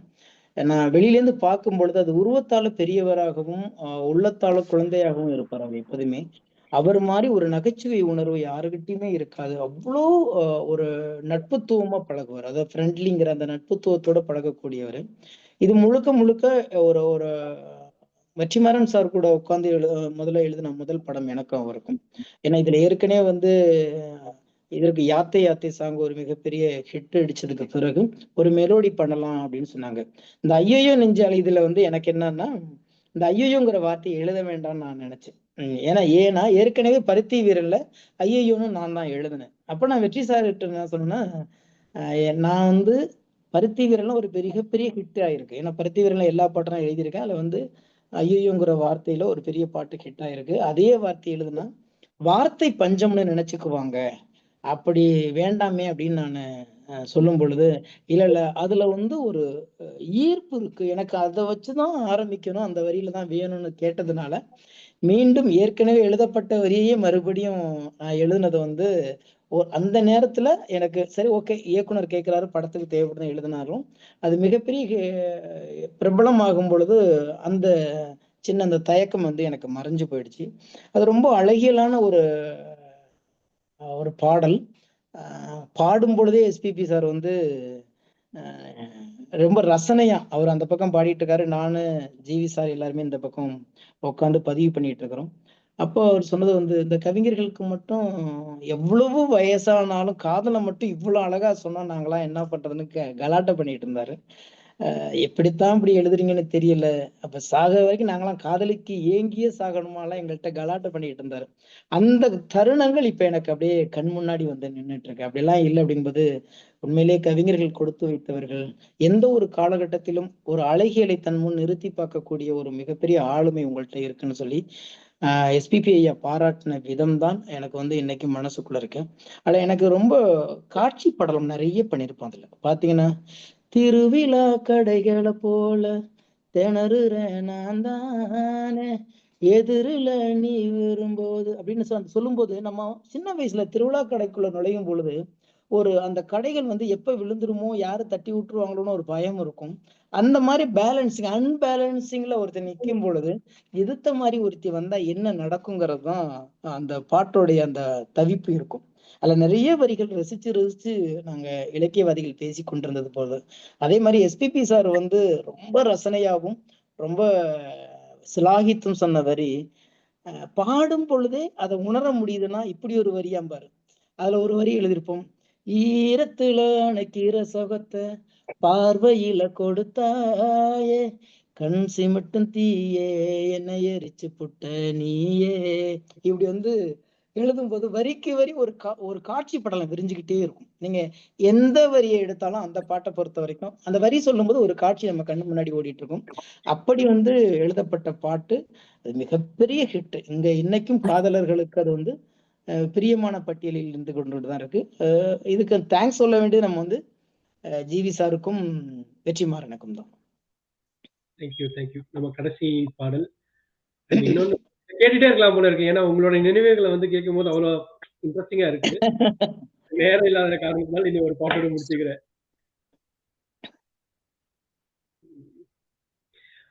மீண்டும் ஆட்டோகிராஃப் தான். அதுவே இப்போ ஓகேனாலும் ஓகே தான். இல்லைன்னா வேற படம் பார்க்கலாம் கேட்கலாம். மனசுக்குள்ளே தாகம் வந்துச்சு. இந்த பாட்டும் எல்லாருக்கும் ஒன் ஆஃப் த ஒரு ஹிட் லிஸ்ட் தான். ஆமா. என்னன்னா எல்லாமே அந்த நேரத்துல வந்து என்ன அதுல வந்து நிறைய ஆங்கில வார்த்தைகள் வந்து தமிழ் பாடல்களில் இடம்பெற்ற ஒரு காலகட்டத்துல இது கலப்பா இருக்கக்கூடாது, மொழி கலப்பா இருக்கக்கூடாது, ஆனா மொழி இணைப்பா இருக்கணும்னு தீர்மானம் பண்ணோம். அது வந்து சும்மா அங்கங்க ஒரு வார்த்தை மலையாளத்திலையும் இது தமிழ்லையும் நம்ம மாத்தி மாத்தி எழுதலாமா அப்படின்னு சொல்லிதான் முதல்ல நாங்க திட்டமிட்டோம், நானும் சேரன் சாரும். அப்புறம் தான் ஒரு தீர்மானமா நான் சொன்னேன், எப்போதுமே இப்ப நிறைய மொழி கலப்பு பாடல்கள் வந்துருச்சு, இது ஏன் கலப்பா வைக்கணும், ஒரு இணைப்பா வைக்கலாமே. அவளுக்கு தெரிந்த மொழியில அவளும் அவனுக்கு தெரிந்த மொழியில அவனும் பாடி தீர்மானத்துக்கு வந்த பிறகு இவன் மொழியை அவள் கற்றுக்கொள்வதும் அவன் மொழியை இவள் கற்றுக்கொள்வதும் என்று நம்ம முடிச்சா நல்லா இருக்குமே போது இது ரொம்ப அழகா இருக்கு இந்த ஐடியா, அதனால வேண்டி நீங்க இதையே பண்ணுங்க அப்படின்னாரு. அதனால வேண்டிதான் ஒரு மலையாள மொழி தெரிந்த ஒரு கதாநாயகி அவ தன்னுடைய மொழியில காதலை வெளிப்படுத்துறதும், தமிழ் தெரிந்த ஒரு காதலன் தன் மொழியில வெளிப்படுத்துறதும், எப்படி தன்னுடைய காதலை யாருக்கு விட்டு கொடுக்க முடியாமல் இருப்பது மாதிரி தன் தாய்மொழியையும் விட்டு கொடுக்க முடியாத 2 பேர் காதலால் பிறர் தாய்மொழியை கற்றுக்கொள்கிறார்கள் என்பது நாங்க முடிச்சிருப்போம். அதுல கடைசி பல்லவியில இவன் மலையாளத்துல பாடுவான், அவங்க தமிழ்ல பாடுவாங்க. அப்ப ஒரு இணைப்பு தான் அந்த பாட்டுல கொடுத்தோம். அது வந்து பெரிய, அதுவும் கேரளாவுல வந்து இன்னைக்கும் கொண்டாடிக்கிட்டு இருக்கிறது பாத்தீங்கன்னா பெரிய பாலம். எனக்கு இந்த பாட்டு மூலியமா இன்னைக்கு தமிழ் திரை உலகத்துக்கு வருகிற மலையாள இயக்குனர்கள் எல்லாமே நண்பர்களாகி போனதற்கான காரணம் இந்த ஒரு பாட்டு. அருமை. சூப்பர். இன்னும் ஒரே ஒரு கேள்விதான். இது என்னோட கேள்வி பர்சனலா எனக்கு தோணுது. இப்போ ஒரு துறையில இருக்கும்போது அந்த துறையில நல்லா இருக்கவங்கள ஒரு ஒரு ஒரு ஈகோ இல்லாம நம்ம மனசால பாராட்டுவோம் இல்லையா? எனக்கு தெரியும் உங்களோட துறையில நிறைய நல்ல சிறந்த பாடகர்கள் இருக்காங்க. முத்துக்குமாரா இருக்கட்டும், இல்லாட்டி தாமரையா இருக்கட்டும், அந்த மாதிரி. மத்தவங்க எழுதுனதுல உங்களுக்கு ரொம்ப மனசுக்கு ரொம்ப க்ளோஸா அமைஞ்ச ஒரு பாட்டு. நான் எப்படி உங்களுக்கு ஆரம்பத்துல ஒரு விஷயம் சொன்னனோ அதே மாதிரி வந்து நான் ஒரு நல்ல வேலைக்காரன் அப்படிங்கறதுல எனக்கு தீர்மானமா நான் நம்புறது மாதிரி நான் நல்ல ரசிகன்.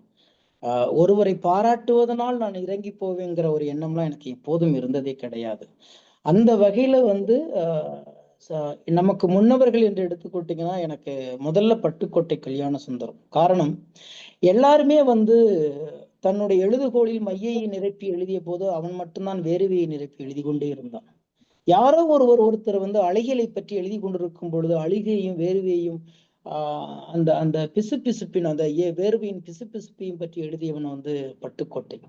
அவ்வளவு தூரம் தன்னுடைய சிந்தனைகளை மக்களுக்கு கொண்டு போய் சேர்க்கணும். எழுதுனது அதிகபட்சம் 128 பாடலோ என்னவோதான் அவருடைய மொத்தமா எழுதுனது. ஆனால் 1000 பாடல்கள், 2000 பாடல்கள், 3000 பாடல்கள் என்று எழுதுகிற அத்தனை கவிஞர்களையும் வெறும் சாதாரண நூற்றுக்கணக்கான பாடல்கள் எழுதின ஒரு கவிஞன் ஊறி தள்ளிவிட்டு போகிறான். அந்த மாதிரி பார்க்கும் பொழுது அவருடைய தீவிரமான நான் ரசிகன். காரணம், என்னுடைய 2வது புத்தகம் வெளியிடும் போது கூட பட்டுக்கோட்டையாருடைய துணைவியாரை அழைத்து வந்துதான் நான் வெளியிட்டேன். பர்வதம்மாள் அழைத்து சென்னைக்கு திருச்சியிலிருந்து விமானத்தில் அழைச்சிட்டு வந்து இங்கதான் வெளியிட்டேன். ஏன்னா அதே மாதிரி அவங்களுடைய மரணத்திற்கும் போயிருந்தேன். 2 மாதம் ஒருக்கா நான் வந்து பட்டுக்கோட்டையுடைய வீட்டுக்கு போவேன். அழகான ஒரு பாரதிக்கு கிடைச்சிச்சா இல்லையான்னு தெரியல. தென்னந்தோப்புகளுக்கு மத்தியில் கவிதை எழுத வேண்டும் என்று ஆசைப்பட்ட பாரதிக்கு அது கிடைச்சதா இல்லையான்னு தெரியல. ஆனா பட்டுக்கோட்டை கிடைச்சது. அவர் இருக்கிற அந்த சூழலே ரொம்ப அழகான சூழல். பட்டுக்கோட்டையிலிருந்து சங்கம் படைத்தான் காடு அப்படின்னு ஒரு ஊரு. ஆனா இப்ப அது செங்கம் படைத்தான் காடுன்னு சொல்லி கலோக்கியலாக மாறி இருக்கிறது. அப்படி இருக்கும்போது அவருடைய ஒவ்வொரு பாட்டுக்கும் நான் ரசிகன். அதற்கு பிறகு பாத்தீங்கன்னா மிக வலிமையான மிக மிக மிக வலிமையான கருத்துக்களை ரொம்ப எளிமையா மக்கள்கிட்ட கொண்டு போய் சேர்த்தது வந்து கண்ணதாசன். அதை வந்து மறுக்கவே முடியாது. ஏன்னா வாழ்க்கை அவ்வளவு அழகாக அடித்து துவைத்து காய வைத்து மடித்து கொடுத்தவன் அவன் தான். அதே மாதிரி வாலி. இதையெல்லாம் மீறி நான் வந்து குருவாக ஏற்றுக்கொண்டு சென்னைக்கு வருவதற்கு காரணமா வந்து வைரமுத்து. வைரமுத்து பாடல்களை வந்து எனக்கு ரொம்ப பிடிச்ச 1000 அவர் தேசிய விருது வாங்கியிருக்கலாம், என்ன வேணாலும் பண்ணியிருக்கலாம், அவர் வந்து உலகத்திலேயே அதிகம் சம்பாதித்த கவிஞராக கூட இருக்கலாம். அதெல்லாம் தள்ளிட்டு ஒரே ஒரு பாடல் தான் அவர் எனக்கு நேசிக்க வைத்தது. என்னை தேடும் மேகம் சபை வந்து சேரும், செவியில் விழுமோ ஊமையின் ராகம் அப்படின்னு ஒரு பாட்டு. அன்றைக்கு அந்த பாட்டை கேட்டுட்டு பள்ளி பருவம் இது, நான் கேட்ட காலகட்டம். எனக்கு உறக்கமே வரல. பாரதிக்கு பிறகு ஒரு திமிரு பிடித்த கவிஞன் கிடைத்திருக்கிறான், இவனை தேடுற மேகம் சபைக்கு வரணுமா, இவன் போக மாட்டானா, யாரா அவன் அப்படின்னு சொல்லி திரும்பி பார்த்து நேசிக்க வைத்த மனிதர் வந்து வைரமுத்து. அதற்கு பிறகு அவரோடு சேர்ந்ததுக்கு பிறகு நிறைய காரணங்களால் நான் வெளில வந்துட்டேன், அதெல்லாம் வேற. ஆனா படைப்பாளியா இந்த மக்களை எல்லாம் எனக்கு ரொம்ப பிடிக்கும். அதை மீறி வருகிற தலைமுறைகளை கொண்டாடுகிற ஒரு மிகப்பெரிய கவிஞனாக வாலி இருந்தார். வாலிக்கு இருந்த மனசு அவர் காலத்தில் வாழ்ந்த எந்த கவிஞனுக்கும் இல்லை. ஏன்னா புதிதாக எவர் வந்தாலும் அவரை அரவணைத்து தட்டி கொடுத்து ஊக்குவிக்கிறதுல ஒரு கவிஞன் வந்துன்னா அது வாலிக்கு நிகர் வாலி மட்டும்தான். சிநேகன் கூட கிடையாது. இன்னைக்கு என்ன வந்து தினந்தோறும் நான் 4 கவிஞர்கள் புது கவிஞர்களை வந்து பார்த்துட்டு போய் நான் பேசி அனுப்புறதா இருந்தால் கூட அவர் மாதிரி நான் அனுப்புறேன்னா அது எனக்கு தெரியாது. ஆனா யாரையா இருந்தாலும் வரவங்களை எல்லாம் தட்டி கொடுத்து அவங்கள வந்து நம்பிக்கையோட வெளில அனுப்பிச்சு முடியும்னு சொல்லி அனுப்புற அந்த மனம் வந்து வாலிகிட்ட பிடிச்சு. இதெல்லாம் முன்னவர்களுடைய ஒரு லிஸ்ட். பின்னவர்கள்ல வரும் பொழுது அண்ணன் அறிவுமதி அண்ணனுடைய பாடல்கள் எனக்கு ரொம்ப பிடிக்கும். அது வந்து அந்த செம்பூவே செம்பூவேவா இருக்கட்டும், அப்புறம் முத்தமிழே முத்தமிழே அந்த பாடல்களா இருக்கட்டும், பல தடவை மீண்டும் மீண்டும் மீண்டும் கேட்டுக்கொண்டே இருக்கிற பாடல். அதுக்கப்புறம் கபிலனுடைய வரிகள். கபிலன் வந்து வைரமுத்து கபிலன் இல்ல, இவர் கவிஞர் கபிலன் இன்னொருத்தர் என்னுடைய சமகால நண்பர். ஏன் அவர் பிடிக்குன்னா அந்த தமிழ் ஆளுமைகள் ரொம்ப அழகா இருக்கும், வார்த்தைகளை ரொம்ப புதிதா கையாளுவார். அந்த வகையில வந்து அவருடைய நிறைய பாடல்கள் வந்து நான் வந்து இன்னைக்கும் என்னுடைய தினந்தரி கேட்கிற வரிசையில நான் இன்னும் வச்சிருக்கிறேன். காதலை கொஞ்சம் எளிமைப்படுத்தியும் அதை கவிதைப்படுத்தியும் கொடுத்த கவிஞர்கள்ல வந்து முத்துக்குமார் எனக்கு ரொம்ப பிடிக்கும். அப்புறம் தாமரை. இவங்களுடைய பாடல்கள் வந்து இன்னும் சொல்ல போனா என் ஒய்ஃபு கூட என்ன கேட்பா, உன் பாட்டை விட நீ அதிகமா வந்து தாமரை மேட பாடல கேட்குறேங்கம்மா. ஏன்னா ஒரு பெண்மையோட உணர்வுகளை அவ்வளவு அழகாக மொழிபெயர்க்கக்கூடிய அந்த களம் தாமரை கிட்ட இருக்கு. இப்படி இன்னைக்கு வரை எல்லா கவிஞர்கள்ல இவர்களுடைய கவிதைகளை நான் ரொம்ப பாடல்களையும் நிறைய பாடிட்டு இருப்பேன், கேட்டுக்கிட்டு இருக்கிறேன். அந்த வகையில வந்து ஒரு பாடல் 2 பாடல்னு உதாரணமா சொல்ல முடியாது. இவர்களுடைய படைப்புகள் பெரும்பான்மை நான் வந்து இன்னைக்கும் பாராட்டி, எதுவா இருந்தாலும் உடனடியா அவர்களுக்கு தொலைபேசி அழைத்து பாராட்டிடுவேன். அது எனக்கு உள்ள குணம். அதை நான் இன்ன வரைக்கும் செஞ்சுக்கிட்டு தான் இருக்கேன். ரொம்ப நன்றிங்க. உங்களுடைய நன்றி. ஒரு அருமையான அனுபவம். ஒரு உங்களுக்கு பிக் பாஸ்ல இருந்ததுனால ரேபிட் ஃபயர் வந்து நீங்க ரெடியா இருப்பீங்க. ஸோ ஒரு ரேபிட் ஃபயர் தமிழ்ல எப்படி சொல்றதுன்னு தெரியல. ஒரு சில விஷயங்களை பத்தி ஒரு சில விஷயங்களை நீங்க நிறைய டீப்பா எல்லாருமே மெசேஜ் போட்டுட்டு இருக்காங்க எனக்கு. எல்லாமே ஒரு டீப்பாவும் ஒரு ஆழமாவும் நீங்க பேசுறீங்கன்னு. இப்ப இருக்க போறது வந்து ஒரு ரேபிட் ஃபயர், ஒரு குறுகிய வாக்கியங்களிலும் குறுகிய வாசகங்களையும் நீங்க சொல்ல போறீங்க. இது எதை பத்தினா இருக்கலாம், ஒரு பர்சனாலிட்டி, ஒரு ஒரு ஆளுமை, ஒரு சிச்சுவேஷன், இல்ல அவங்களை பார்க்கும்போது ஏற்பட்ட அனுபவங்கள் இது பத்தி.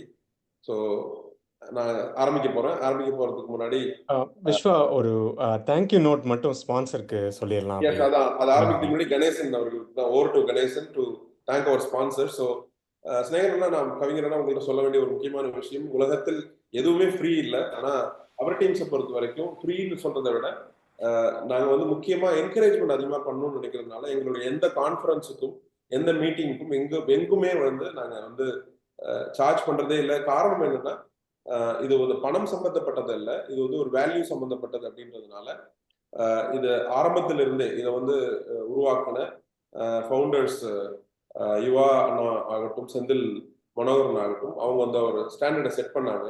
அந்த ஸ்டாண்டர்டை செட் பண்ணதுல இருந்து தான் போயிட்டு இருக்கு. ஸோ ஸ்பான்சர்ஸ் தான் எங்களோட major pillars. So over to Ganesh and Anna to felicitate our sponsors. அவர் சொன்ன மாதிரி ஸ்பான்சர்ஸ் தான் ஒரு backbone for the whole teams organisation, right? அவங்க வந்து கிட்டத்தட்ட எல்லா இது மாதிரியான பை வீக்லி ஈவெண்ட்ஸாக இருக்கட்டும், இல்லை மந்த்லி ஈவெண்ட்ஸாக இருக்கட்டும், இல்லை பெரிய ஈவெண்ட்ஸாக இருக்கட்டும், த்ரூ அவுட் த இயர் வந்து they are sponsoring. Thank you so much for all the sponsors and it's invaluable support. அவங்க வந்து சப்போர்ட் பண்ணுறதுனால தான் ஒவ்வொரு ஆக்டிவிட்டீஸும் இது மாதிரி வந்து ஒரு கருத்தை பரிமாறிக்கிறதா இருக்கட்டும், இல்லை புதுசாக ஒரு ப்ராடக்டை இன்னோவேட் பண்ணியிருக்கவங்க வந்து ஒரு பெரிய இடத்துல லான்ச் பண்ணுறதுக்கும், எஸ்பெஷலி ஒரு தமிழ் ஆண்டர்ப்ரனர்ஸை வந்து ஒரு பெரிய லெவலில் எடுத்துகிட்டு போகிறதுக்கு ஸ்பான்சர்ஸ் வந்து ரொம்ப சப்போர்ட் பண்ணுறாங்க. அதில் டைட்டில் ஸ்பான்சராக வந்து வாஸ் இன்சூரன்ஸ் அண்ட் இன்வெஸ்ட்மெண்ட். அவங்க வந்து கிட்டத்தட்ட எல்லா பிஸ்னஸ் ரிலேட்டட் இன்சூரன்ஸ், எல்லா ஸ்வீட் ஆஃப் ப்ராடக்ட்ஸ் வந்து அவங்க வந்து வச்சுருக்காங்க. ஸோ பிஸ்னஸ் இன்சூரன்ஸ் அது வந்து ஸ்மால் ஸ்கேலாக இருக்கட்டும், மீடியமாக இருக்கட்டும், லார்ஜ் ஸ்கேலாக இருக்கட்டும், they support. And there are like multiple platinum sponsors and gold sponsors. So we have got ICICI Bank, they're continuously supporting, and Continental, right? Mercury, Taxium, MVI, AGM. There are multiple sponsors. I cannot thank the sponsor enough. And not only the sponsors, but also the entire team who's supporting it. Thank you so much. பெரிய மிக்க நன்றிகள். Sponsor வந்து இந்த மாதிரியான ஈவெண்ட்ஸை வந்து நம்ம facilitate பண்ணுறதுக்கு, host பண்ணுறதுக்கு வந்து சப்போர்ட் பண்ணுறதுக்கு. அதுக்கப்புறம் இன்னொரு அறிவிப்பு என்ன அப்படின்னா, இப்போ elevate event, kick of event வந்து டேலஸில் நடக்குது. Dallas March 15th next week வந்து நடக்குது, சாட்டர்டே. வெஸ்டின் டேலஸில் வந்து இருக்குது இந்த ஈவெண்ட். நிறைய பேர் வந்து ஆல்ரெடி ரிஜிஸ்டர் பண்ணியிருப்பாங்க. இப்போ யாராவது ரிஜிஸ்டர் பண்ணல அப்படின்னா please do register. And we are expecting a very quality crowd, and also a quality thought leadership where people can exchange the ideas, educate people, empower them to take the business to the next level. Thank you so much, and thank you so much to the sponsors for their support. I'll give it back to Vas, and I'll give it back to Vishwanathan. Thank you. நன்றி கணேசன் அண்ணா. வாசனா, நீங்க ஏதாவது குயிக்கா சொல்லிட்டீங்கன்னா we'll go ahead. And our founder Yuva Anna is also there. வணக்கம். அந்த ஸ்பான்சர்ல நம்ம Ganesan, I mean Ganesh sir, அவங்க sponsor and advisor. Thank you sir for being here. Ganesh Radhakrishnan sir அது மிஸ் பண்ணிட்டாங்க. தேங்க்யூ. ரொம்ப சந்தோஷம். சாரி, நான் நிறைய ஸ்பான்சர்ஸ் வந்து மிஸ் பண்ணல. ஜஸ்ட் எனக்கும் ஞாபகம் இருக்கிறதுனால சொல்லுங்க. உங்க கம்பெனி என்ன, நீங்க என்ன பண்ணிட்டு இருக்கீங்க? ஃபெக்கி கம்பெனி. ஃபெக்கி அவங்க ARVR சொல்யூஷன்ஸ் சார். நீங்க ஃப்ரீயா இருந்தா கூட ஒரு வார்த்தை பேசணும்னா சொல்லுங்களேன், ஒரு வார்த்தை சொல்லுங்களேன் அதை பத்தி. ஃபெக்கி வந்து அவங்க ARVR சொல்யூஷன்ஸ். அவங்க இப்போதைக்கு அது வந்து ப்ராடக்ட் டெவலப்மெண்ட் ஃபேஸ்ல இருக்கிறாங்க. They have sponsored last year our Elevate new ஜெர்சியோட மந்த்லி மீட்டிங்க்கும் அவங்க ஸ்பான்சர் பண்றாங்க. ஸோ கவிஞர் ஸ்நேகன் கணேஷ் ராதாகிருஷ்ணன் பத்தி சொன்னா ஒரு மிகப்பெரிய தமிழ் ஆளுமை. இங்க இருந்து அங்க வந்து செட்டில் ஆன முக்கியமான ஆட்கள் ஒருவர். அவர் திரும்ப வேர்களுக்கு நிறைய இங்க நீர் ஊற்றிட்டு இருக்காரு. அதை பத்தி நான் உங்களோட தனிமையில் சொல்றேன். பட் தமிழகத்தின் வளர்ச்சிக்கும் தமிழர்கள் வளர்ச்சிக்கும் கணேஷ் ராதாகிருஷ்ணன் என்ற தனி மனிதர் கொடுக்கிற விஷயங்களை நிச்சயமாக ஒரு மேடை போட்டே சொல்லலாம். அந்த அளவுக்கு ஒரு இது இருக்குது. ஆனா அண்ணன் இன்னும் அதை ஏத்துக்கவே மாட்டாரு. கணேஷ் லைன்ல இருந்தீங்கன்னா ஒரு வணக்கம்ண்ணே. மிக்க நன்றி. First of all I wanted to thank our நம்ம ஸ்நேகன் சார். அவர் மேலே இருக்கிற மரியாதையின் காரணமாக நான் இந்த காலில் ஜாயின் பண்ணேன். Even though early morning I'm flying to London. இது வந்து இன்னைக்கு நேற்று அவரை நம்ம பார்க்கல. இப்போ நம்மளோட ஒரு ஏஜ் குரூப்பில் பார்த்தீங்கன்னா அவரும் ஒரு 10 வருடங்கள் சிறியவர் நம்மளோட. ஆனாலும் அவரை நம்ம தொடர்ந்து பார்த்துட்டு இருக்கோம். 2000 அவருடைய வளர்ச்சி, அவருடைய புகழ் ஏன்னா அவர் இன்னைக்கு பேசல. ராம்ல அவர் எழுதின அந்த சாங்கை பத்தி கேட்கவும் இல்லை வாசு. ஆறாரோ ஆறீரோ அதுதான் அவர் மேல ஏற்பட்டின அது அம்மாவை பத்தி அவர் சொல்லியிருந்தாரு. ஆனா அந்த பாட்டு வந்து அவ்வளோ ஒரு இம்பேக்ட். அது எனக்கு ரொம்ப மிகவும் பிடித்த பாட்டு. அது ஃபர்ஸ்ட் ஆஃப் ஆல் நன்றி அவர் வந்ததுக்கு, அவருடைய டைம். அவரும் ஒரு ஆண்டர்பிரனர் தான். அதால we as entrepreneurs have to really appreciate him giving this time for us.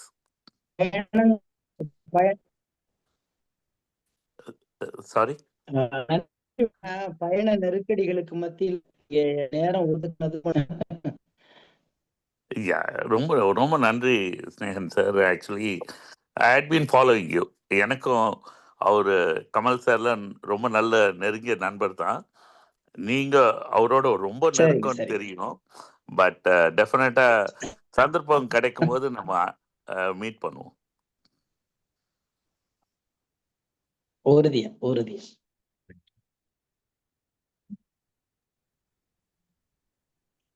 யுவா நீங்க கண்டினியூ பண்ணுங்க. Thank you sir. ரொம்ப சந்தோஷம். அது வந்து ஒரு ஒரு கவிதையா இருக்கும்னு நினைச்சேன். தமிழுக்கு அமுதென்று பேர், தமிழே ஒரு இனிமை. இதுல வந்து நாங்க அந்த ஒரு ஸ்லோகன் வச்சிருக்கோம், தமிழால் இணைந்தோம் அப்படின்னு சொல்லிட்டு. ஸோ உங்களுடைய தமிழ் உரையாடல் கேட்டுக்கிட்டே இருக்கலாம் போல இருக்கு.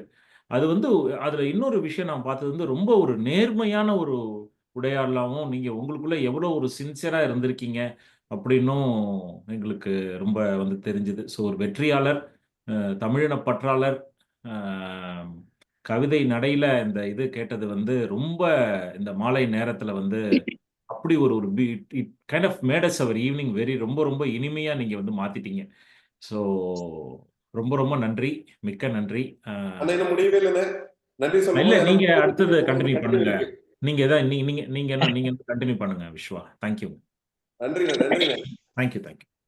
ஸோ இவர்கள் தான் எங்களுக்கு இந்த தளத்தை அமைத்து கொடுத்தவர்கள். யுவான்னு இந்த செந்தில் மனோகரன் தான். இவங்களை எல்லாரும் சொன்னோம். உங்களுக்கு பிடித்த ஒரு வார்த்தையை வாசகமா சொன்னோம்னா எங்களோட ஸ்லோகன் வந்து தமிழால் இணைந்தோம், தமிழ் போல் வளர்வோம். எப்படி இருக்கு? ரொம்ப அற்புதமா இருக்கு. சந்தோஷம். இங்க எல்லாரும் ஃபவுண்டர்ஸ்லாம் இருக்கிறதுனால, எல்லாரும் பிரசிடென்ட் எல்லாரும் இருக்கிற இடத்துல நான் வைக்கணும் விருப்பம் வந்து, நான் இன்னும் அவர் டீம்ஸ் பத்தி இன்னும் உங்களுக்கு வந்து நேர்ல பார்க்கும்போது இன்னும் கொஞ்சம் எடுத்து சொல்றேன். எங்களுக்கான ஒரு கீதத்தை, ஒரு என்ன சொல்றது, ஆந்தம் ஒன்று நீங்க எழுதி தரணும்ன்றது எங்களோட விருப்பம். யுவான நீங்க அது நினைச்சா நீங்க கரெக்டா சொன்னீங்க. இன்னைக்கு ஒரு 2 hours முன்னாடி நினைச்சேன். உங்களுடைய வார்த்தை எங்களோட ஆர்கனைசேஷன் நோக்கத்துக்கும் இப்ப நாங்க இது ஆக்சுவலி 5வது வருஷம் இது. இந்த 2025 இப்ப நம்ம அந்த செப்டம்பர்ல பண்ண போறது. உங்களுடைய வார்த்தை எனக்கு தகடுது. என்னங்க? கேக்குதுங்களா? இப்ப கேக்குது. இதான் நீங்க ஒரு ஆந்தம் மாதிரி ஒரு அழகான ஒரு அவர் டீம்ஸ் குளோபல் அப்படிங்கிற அந்த இதுக்கு ஒரு அழகான ஒரு ஒரு கைண்ட் ஆஃப் என்ன சொல்றது, ஒரு அருமையான ஒரு கீதம் எழுதுனீங்கன்னா அது நாங்க ஒரு இதா வச்சுக்குவோம். நான் உங்களுடைய பேசும்போது சொன்னாங்க, கண்டிப்பா இந்த குழுக்குன்னு சிறப்பா ஒரு பாடல் அவர் டீமுக்கு சமர்ப்பணம். அவர் மிஸ் ஆயிட்டாருன்னு நினைக்கிறேன். திரும்ப என்ன ரீஜாயின் பண்ணுவாரு. சரி. இன்னொரு 5 minutes கொண்டு போலானே. போலாம். குழந்தை வளர்க்கறது ரொம்ப வருதுங்களா? இப்ப லவுட் அண்ட் கிளியர். இப்ப சாரி இப்ப வருதா? கேக்குது. ஒண்ணும் இல்ல, பேசிட்டு இருக்கும்போதே கட் ஆயிடுச்சு. அதை நேத்து சொன்னாங்க, யுவா சார் சொன்னது மாதிரி நம்ம நேத்தே பேசணும். கண்டிப்பா வந்து இந்த அமைப்புக்குன்னு ஒரு அற்புதமான ஒரு பாடல் நம்ம உருவாக்குவோம். என்ன நிகழ்வு தொடங்கினாலும் அந்த பாடல்கள் தான் தொடக்கத்தில் போட்டு தொடங்குற மாதிரியும் அல்லது முடிவுல வந்து போட்டு நிறைவு பண்ற மாதிரியும் அந்த பாடல் அமைப்போம். கண்டிப்பா அமைச்சு தரேன். ஏன்னா பாரதி சொன்னது மாதிரி நமக்கு தொழில் பாட்டு எழுதுவது, அது நல்லவர்களுக்கு எழுதுறதுல இன்னும் மகிழ்ச்சி தான்.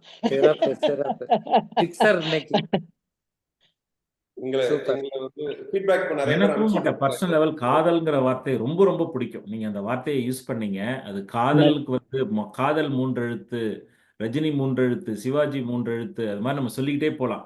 இனிமை 3 எழுத்து, தமிழ் தமிழ் தமிழ் 3 எழுத்து, பொறுமை 3 எழுத்து, அன்பு 3 எழுத்து, அது மாதிரி நீங்க கடல் 3 சொல்லிக்கிட்டே போகலாம். அது மாதிரி காதல்ங்கிறது வந்து முதலும் இல்லை, முடிவும் இல்லை, நிகழ்காலம் இல்லை, எதிர்காலம் இல்லை.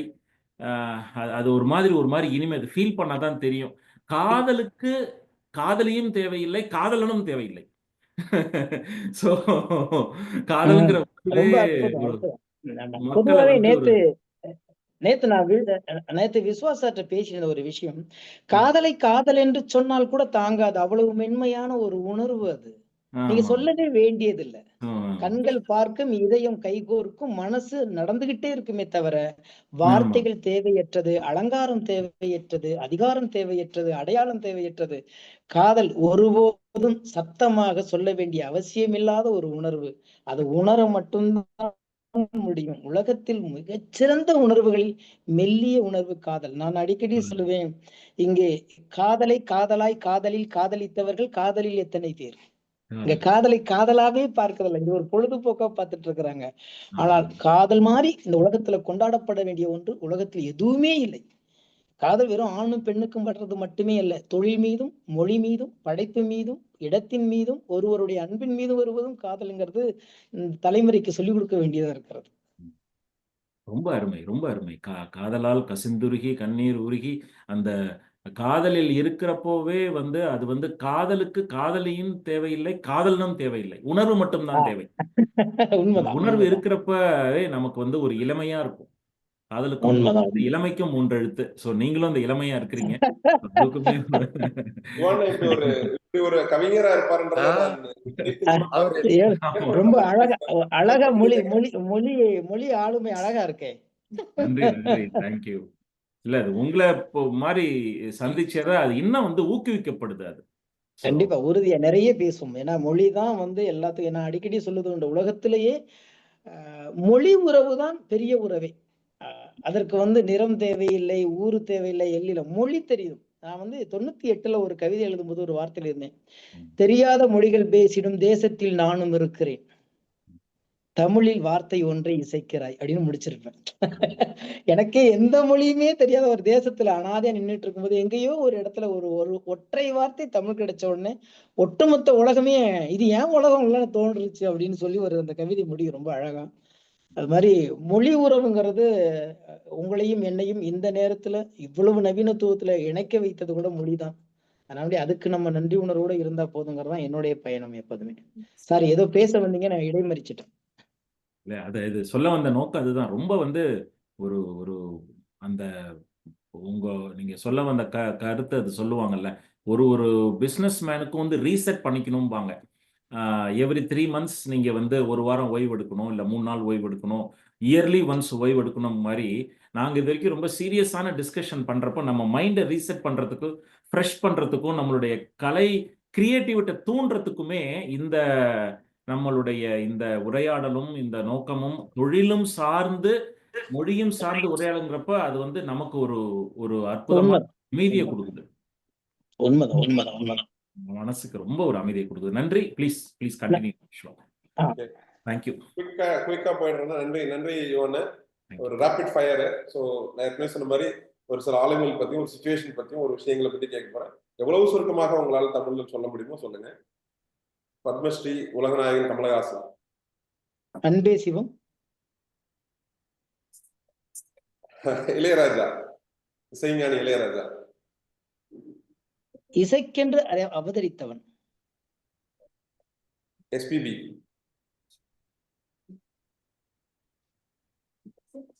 குரலால் காற்றை வசப்படுத்தியவன். கவிப்பேரரசு வைரமுத்து. பிழைக்க தெரிந்த உழைக்க தெரிந்த கவிஞன். புரட்சி தலைவர் எம்ஜிஆர். கொடுப்பதில் போதை கொண்டவன். கலைஞர் Karunanidhi.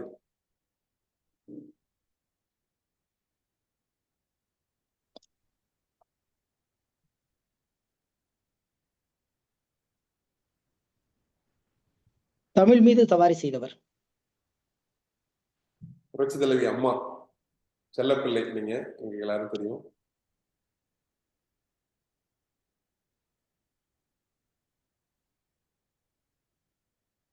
The magnet lady. Magnet lady. Okay okay. First time கவிஞர் வாலி. ஆங்கிலத்தில். ஆங்கில காந்த பெண்மணி.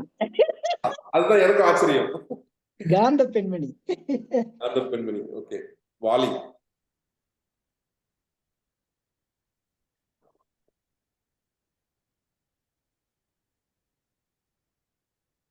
ஊக்குவிப்பவன்.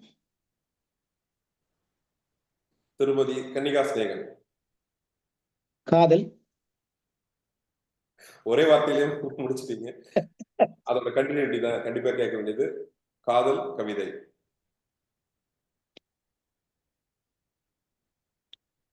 அம்மா சொன்ன கதைகளை அம்மாவிற்கே சொல்வதற்கான சந்தர்ப்பம் கொடுத்திருக்கிறார்கள். தமிழ்நாடு. என் மண். அரசியல். எனக்கு பிடித்தது, எல்லோருக்கும் பிடிக்க வேண்டியது. இப்ப நாங்களாம் வந்து இப்போ நான் இங்க இந்தியா வந்துட்டேன். பட் இப்ப இருக்கிற எல்லாருமே அங்க யூஎஸ்ல இருக்காங்க. அங்க உறவுகள், அங்க வந்து நான் யாரை பார்க்கணும்னோ அவங்க தான் எங்க அண்ணன், யாரை பார்க்கணும்னோ அவங்க தான் என்னோட அக்கா. ஸோ உங்களுக்கு புரியும் நினைக்கிறேன். சொந்தக்காரங்கள்ன்றது இப்ப நான் யுவா வந்து அண்ணன் கூப்பிடுறேன், வாசன் அண்ணன் கூப்பிடுறேன், குளோரின்னு இருக்க அவங்க அக்கான்னு கூப்பிடுறேன். இது எல்லாமே வந்து நாங்கள் உருவாக்கிக்கிட்டு தான் அதுதான் இயல்பாக வர்றது. ஸோ தொலை தூரத்துல இருக்கிற தமிழர்களுக்கு இந்த உறவுகள் பத்தியும் இந்த இந்த அன்பு நேசத்தை பத்தி உங்களுடைய அட்வைஸ் ஆர் ஸ்டேட்மெண்ட்? இல்லைங்க, அட்வைஸ் பண்றதுக்கு இது யாருக்கும் அட்வைஸ் பண்ண முடியாது. அதுல ரொம்ப தீர்மானமா இருப்பேன் நான். பொதுவாகவே என்ன ஒரு புத்தகம் கேட்டா கூட நான் பரிந்துரை செய்ய மாட்டேன். காரணம், எனக்கு பிடித்த புத்தகம் இன்னொருத்தருக்கு பிடிக்க வேண்டும் என்ற அவசியம் இல்லை. காரணம், இங்க எது நல்லது எது கெட்டது என்பதை நாம ஒருபோதும் தீர்மானிக்க முடியாது. காரணம், நிரந்தரமான நல்லதும் இல்லை, நிரந்தரமான கெட்டதும் இல்லை. ஆனா நீங்க சொன்ன ஒரு விஷயத்த மட்டும் ரொம்ப அழகா பதிவு பண்ணலாம். அன்பு, காதல், நட்பு இவைகளுக்கு உறவு கொள்வதற்காக எந்த அடையாளமும் தேவையில்லை. மொழி மட்டும் இருந்தால் போதும். அதான் இப்ப யுவா சாற்றை நான் பேசிட்டு இருந்தது. மொழி உறவு மட்டும்தான் எவ்வளவு தூரத்துல இருந்தாலும் ரொம்ப அருகாமையில கொண்டு வந்து நம்மளை நிறுத்தும். நானும் பாத்தீங்கன்னா நிறைய பேர்த்த நான் சார்னு சொல்றதை விட உறவு சொல்லி அழைப்பேன். அக்கா, அண்ணன், அந்த அந்த உறவுகளை நான் அடிக்கடி சொல்லி அழைக்கும் பொழுது என்னை சுற்றி ஒரு மிகப்பெரிய உலகத்துக்குள்ளதான் நான் இருக்கேன். இன்னும் இந்த மனிதர்கள் இருந்து நான் விலகி போகலன்னு தோணும். எனவேதான் நீங்க தூரத்துல இருந்து இங்க வந்தா கூட இப்ப ஒரு அற்புதமான ஒரு வாய்ப்பை நீங்க எனக்கு ஏற்படுத்தி கொடுத்தீங்க. இந்த மொழியின் இந்த ஆளுமை மொழி இல்லைன்னா இன்றைக்கு இந்த சந்தர்ப்பம் உங்களுக்கும் எனக்கும் அமைந்திருக்காது. அப்படி அமைச்சு கொடுத்தது கூட மொழிதான் அப்படிங்கிறது. இதை வந்து ஒரு காதல் பாட்டுல வந்து கண்ணதாசன் வைத்திருப்பார். எண்ணங்களாலே பாலங்கள் அமைத்து இரவும் பகலும் நடக்கவா. உலகத்தில் மிகச்சிறந்த காதல் பாடல்களில் மிகச்சிறந்த வரி என்றால் இந்த ஒற்றை வரியை நான் உறக்க சொல்வேன் நண்பர்களே. காரணம், எண்ணங்கள் இருக்கு இல்லையா, இந்த உலகத்தின் எவ்வளவு பெரிய ஒரு நவீனம் இன்றைக்கு நீங்கள் கண்டுபிடித்தாலும், விஞ்ஞானம் கண்டுபிடித்தாலும், நீங்க என்னதான் நாளைக்கு வந்து இதை விட பல மடங்கு நீங்கள் அறிவியலை கையில் எடுத்துக்கிட்டு வேகத்துக்கான அறிவியலை கையில் எடுத்தாலும் எண்ணங்களுடைய வேகத்தை ஜெயிப்பதற்கு இங்கு எவருக்குமே இதுவரைக்கும் அந்த ஆளுமை இல்லை. காரணம், இந்த நிமிடம் நான் நினைச்சிட்டா அமெரிக்காவில் நீங்க எங்க எப்படி உட்கார்ந்துருப்பீங்கிறத நான் ஒரு கற்பனை பண்ணி பாக்குறேன். நீங்க உங்க வீடுக்கு நான் வந்ததில்லை, உங்க அலுவலகம் வந்ததில்லை, உங்க நாற்காலி, உங்களுடைய மேஜை எப்படி இருக்குன்னு எனக்கு தெரியாது. ஆனால் உட்கார்ந்திருக்கும் போது என் எண்ணம் திட்டமிடுகிறது, இவர் இப்படித்தான் உட்கார்ந்திருப்பார் என்று திட்டமிடுகிறது. உங்களுடைய எண்ணமும் என்னை எப்படித்தான் திட்டமிடும். அதுதான் இந்த எண்ணங்களை பதிவு செய்வதும் பாலம் போடுவதும் என்பது மொழி என்பது மட்டும்தான் நம்மளை எல்லாத்தையும் ஏறத்தாழ உலகத்தில் 162 நாடுகளில் தமிழர்கள் மிக உயர்ந்த இடத்தில் இருந்து கொண்டிருக்கிறார்கள். அவர்களை எல்லாம் எனக்கு இணைக்குதுன்னா கருப்பா சிவப்பா எந்த ஊர் என்ன எதுவுமே தெரியாது. ஆனால் அவர் மொழியால் என் உறவு, இவர் மொழியால் என் உறவு என்ற அந்த ஒற்றை சிந்தனை தான் நம்மளை வளர்த்து கொண்டிருக்கிறது. நிச்சயமாக மொழி உறவுகள் மட்டும்தான் நாளைக்கு இந்த உலகத்தின் மிகப்பெரிய ஆளுமையை உண்டு பண்ண முடியும். இரத்த உறவுகள் கொடுக்கும் வரைக்கும் தொடரும், மற்ற உறவுகள் இருக்கும் வரைக்கும் தொடரும். மொழி உறவு மட்டும்தான் இறக்கும் வரைக்கும் தொடரும். அருமை அருமை. நிச்சயமாக நிறைவுக்கு போறதுக்கு முன்னாடி உங்களுடைய முக்கியமான இனிஷியேட்டிவ் பத்தி பேசணும்னு ஆசைப்படுறேன். உங்க ஊர்ல நீங்க அமைக்கும் அந்த லைப்ரரி அதை பத்தி கொஞ்சம் சொன்னீங்கன்னா we will be ரொம்ப happy to support that. Founders Yuvan இருக்காங்க, செந்தில் மனோகரன் இருக்காங்க, பிரசிடென்ட் வாசன் இருக்காங்க. ஸோ இட்ஸ் ரைட் டைம் அப்படின்னு நினைக்கிறேன். இல்ல இது வந்து ஒரு பக்கம் சரியா தப்பான்னு தெரியல. நீங்க என்ன வந்து ஒரு அறிமுகத்துக்கு என்ன கூப்பிட்டீங்க. இப்ப என்னமோ நான் வந்து தப்பா நினைச்சுக்க கூடாது இப்படி பேசுறேன்ட்டு. காரணம், என்னை நான் முன்னிறுத்திக்கிறதுக்கும் என்னை அடையாளப்படுத்திக்கிறதுக்கும் ஒரு சந்தர்ப்பத்தை நீங்க வழங்கியிருக்கீங்கன்னு ஒரு பக்கம் மகிழ்ச்சி இருந்தால் கூட, இன்றைக்கு உங்களை எல்லாம் சந்திப்பதற்கான ஒரு மிகப்பெரிய களத்தை நீங்க ஏற்படுத்தி கொடுத்தது வந்து நான் தான் நன்றி சொல்ல வேண்டியிருக்கிறது. முதல்ல நான் நன்றி சொல்லிடுறேன். காரணம், இன்னும் 10 வருடங்கள் போனால் மனிதர்கள் சந்திப்பதே திருவிழாவாக இருக்கும். அப்படியே சந்தித்தாலும் முகம் பார்த்து பேசுவது அதிசயமாக இருக்கும். அப்படியே முகம் பார்த்து பேசினாலும் உண்மையை பேசுவது அபூர்வமாக இருக்கும். இப்படித்தான் தொடர்ந்து கொண்டிருக்கிறது. நவீனம் நம்மளை தூரத்தை பிரித்தது, முகத்தை பிரித்தது, மொழியை பிரித்தது, உண்மையை பிரித்து கொண்டே இருக்கிறது. அப்ப மனிதர்களை சந்திப்பதே திருவிழாவாக இருக்கும் அப்படிங்கிற ஒரு காலகட்டத்துல இப்படி வலைத்தளங்கள் மூலியமா இத்தனை உறவுகள் எனக்கு கொடுத்துருக்கீங்க. நீங்க அங்க எவ்வளவு கோடீஸ்வரர்களாக, எவ்வளவு பெரிய பணக்காரர்களாக, எவ்வளவு அறிவாளிகளாக இருப்பது எனக்கு தேவையில்லை. ஆனால் என் உறவுகளாக இருக்கிறீர்கள் என்ற திருப்தி எனக்கு அதிகமாக இருந்து கொண்டிருக்கிறது. இந்த நிமிடம் நேற்று இருந்த உறவை விட இன்றைக்கு குறைந்தபட்சம் ஒரு 50 உறவுகள் எனக்கு கிடைத்திருக்கிறார்கள் என்ற நம்பிக்கை இருக்கிறது. ஆக நேற்றை இந்த உறவுகளை வைத்து இன்றைக்கு நான் ஜெயித்திருக்கிறேன். ஒருவேளை நாளை நகர்ந்தால் இன்னும் 2 உறவுகளோ இன்னும் 2 பணிகளோ செய்தால் அந்த நாளை நான் வென்றேன் என்று எனக்கு அர்த்தம். நான் அப்படித்தான் என் நாட்களை கணக்குக் கொள்கிறேன். ஒவ்வொரு நாளும் என்னுடைய நாள்காட்டியை படுக்க போகும்போதே கிழித்து விடுகிறேன் நண்பர்களே. காரணம், இன்றையை சுமந்து கொண்டு நாளைக்கு என்னால் போக முடியாது. காரணம், இன்றைக்கு இன்றோடு முடிந்தது, நாளை நான் புதிதாக பிறக்கிறேன். ஒவ்வொரு முறை நான் உறங்கும் பொழுதும் ஒரு மிகப்பெரிய பிரார்த்தனையை இந்த இயற்கைக்கு முன்பு நான் வைக்கிறேன் நண்பர்களே. என்ன பிரார்த்தனை வைக்கிறேன் என்றால், ஒருவேளை நாளைக்கு என்னால் இந்த உலகத்தில் எவனோ ஒரு மனிதனுக்கும் ஏதோ ஒரு செயலை செய்வதற்கான காரணம் இருந்தால் மட்டும் காலையில் என் துயில் எழும்புதல் என்பது ஆரோக்கியமாக இருக்கட்டும், அல்லது இந்த இரவே எனது இறுதி இரவாக இருக்கட்டும் என்று ஒவ்வொரு நாளும் இயற்கையிடம் நான் பிரார்த்தனை செய்து கொண்டிருக்கிறேன். காரணம், என்னை தேடப்படாத உலகத்தில் நான் எப்போதும் இருப்பதே இல்லை என்பதுல நான் ரொம்ப தீர்மானமா இருக்கேன். ஏன் இதையெல்லாம் நான் உங்கள்கிட்ட சொல்றேன்னா, அப்படி இருக்கும் பொழுது இந்த ஒரு மிகப்பெரிய சந்தர்ப்பம். இப்ப ஸ்பான்சர்ஸ் நீங்க சொன்னீங்க, அது வந்து அனுசரணையாளர்கள், அவர்களாலதான் இன்னைக்கு நாம எல்லாம் சந்திக்கிறோம்ன்றீங்க. உண்மையிலே அவர்களுக்கும் இந்த நேரத்துல நன்றி சொல்றேன். இதெல்லாம் சொல்லிட்டு நேற்று பேசிட்டு இருக்கும் பொழுது நம்ம சொன்னோம், எல்லாரும் சேர்ந்து சில விஷயங்களை செய்யலாம் அப்படின்னு சொன்னதுனால நீங்க இதை கேட்குறீங்க. இப்ப கூட எந்த எதிர்பார்ப்பும் மற்றும் சொல்கிறேன், நாம் எல்லாம் இந்த உறவு சிதையாமல், நட்பு சிதையாமல், இந்த பழக்கம் சிதையாமல், இந்த மொழியால் ஒருவரை ஒருவர் ஏமாற்றி கொள்ளாமல் இருப்போமானால் என் செயல்களுக்கு நீங்களும், உங்கள் செயல்களுக்கு நாங்கள் ஊக்குவித்து உறுதுணையாக இருந்தால் அது நன்றாக இருக்கும் என்பதை சொல்லிக்கொண்டு சொல்கிறேன் நண்பர்களே. நான் ஒரு அறக்கட்டளை வைத்து நடத்தி கொண்டிருக்கிறேன். ஏறத்தாழ 21 திருநங்கைகளை இன்றைக்கு நான் பட்டதாரிகளாக மாற்றியிருக்கிறேன். யாருக்கும் இது எங்கேயும் தெரியாது. ஏறத்தாழ 13 குழந்தைகளை கடந்த ஒரு 7 வருடங்களாக நான் தத்தெடுத்து வளர்த்து கொண்டிருக்கிறேன். ஆனால் அவரவர்கள் அந்தந்த சிறுவர் இல்லங்களில் படித்துக் கொண்டிருக்கிறார்கள். தனிப்பட்ட முறையில் என்று ஒரு இல்லம் கட்ட வசதி இல்லாதனால் அங்கு பராமரித்துக் கொண்டிருக்கிறேன். அதை மீறி 2 முதியோர் இல்லங்களுக்கு வருடம் முழுக்க அரிசி செலவை மட்டும் நான் ஏற்றுக்கொண்டிருக்கிறேன். இது எல்லாமே இது என் சம்பளத்திலிருந்து இன்ன வரைக்கும் 1 ரூபாய் கூட வெளியில இருந்து நான் யாசகம் பெற்றதில்லை, இனம் பெற்றதில்லை. நான் சம்பாதிப்பதில் குறைந்தபட்சம் 40% தொகையை அதற்கு செலவிடுகிறேன். அதற்காகத்தான் நிறைய விழாக்களுக்கு நான் சென்று கொண்டிருக்கிறேன். அந்த விழாக்களில் வருகிற காசுகளைத்தான், பணங்களை தான் அதற்கு செலவழிக்கிறேன். இதெல்லாம் ஒரு பக்கம். இதனுடைய தொடர்ச்சியாகத்தான் எனக்கு நான் முதல் பிக் பாஸை பார்த்தவர்களுக்கு எல்லாத்துக்குமே தெரியும்.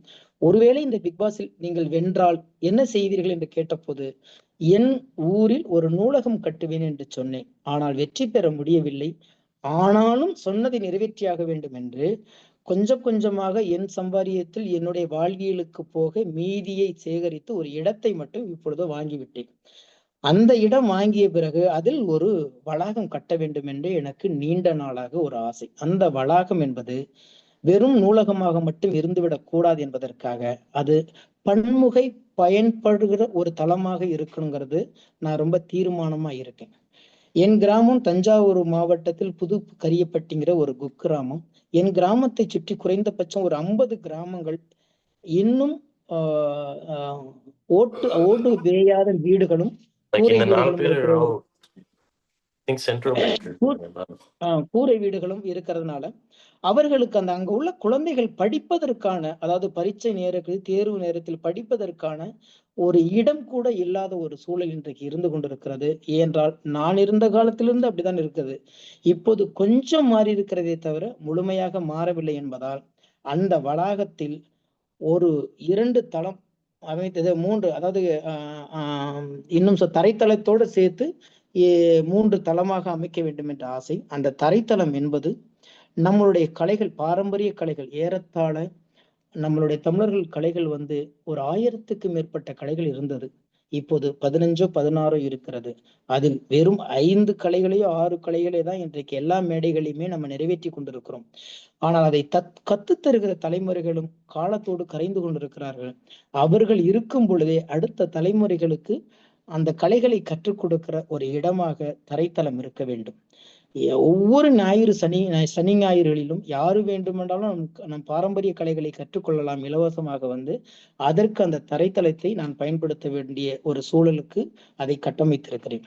2வது தளம் என்பது, நான் சொன்னேன் இல்லையா, என் கிராமத்தை சுற்றி ஒரு 50 கிராமங்களில் உள்ள மாணவர்கள் தேர்வு நேரங்களில் தனியே அமர்ந்து படிப்பதற்கு வசதி இல்லாமல் இருப்பதனால் யாரு வேண்டுமானாலும் அங்கு உட்கார்ந்து படிக்கலாம். மின்சாரமும் குடி தண்ணீரும் இலவசத்தோடு அவர்கள் படிப்பதற்கான ஒரு அரங்கத்தை அமைத்து கொடுக்க வேண்டும் என்பது முதல் தளத்துடைய அந்த திட்டமிடுதலோட அந்த முதல் தளம். 2வது தளத்துக்கு மேலதான் நான் நினைச்ச அந்த லைப்ரரி, அந்த நூலகம். அந்த நூலகம் ஒரு பக்கம் புத்தகங்களாலும் இன்னொரு பக்கம் இன்றைக்கு டிஜிட்டல் அந்த முறையிலையும் அந்த நூலகத்தை அமைக்கணும். இது முழுக்க அதை இந்த 2 தளங்களை அமைத்து இது எல்லாத்தையும் அங்க நடைபெறுகிற ஒரு இடமா இருக்கணுங்கிறது என்னுடைய பேராசை. அதை நோக்கி நகர்ந்து கொண்டிருக்கிறேன். என்னுடைய வாழ்நாள் முடிவதற்குள் இதை நிறைவேற்றிவிட வேண்டும் என்று என் ஆசை. இப்போது அதுவும் விஸ்வானன் கேட்டதுக்காக இதை சொல்கிறேன். தயவு செய்து எந்த எதிர்பார்ப்புலையும் சொல்லவில்லை. நானு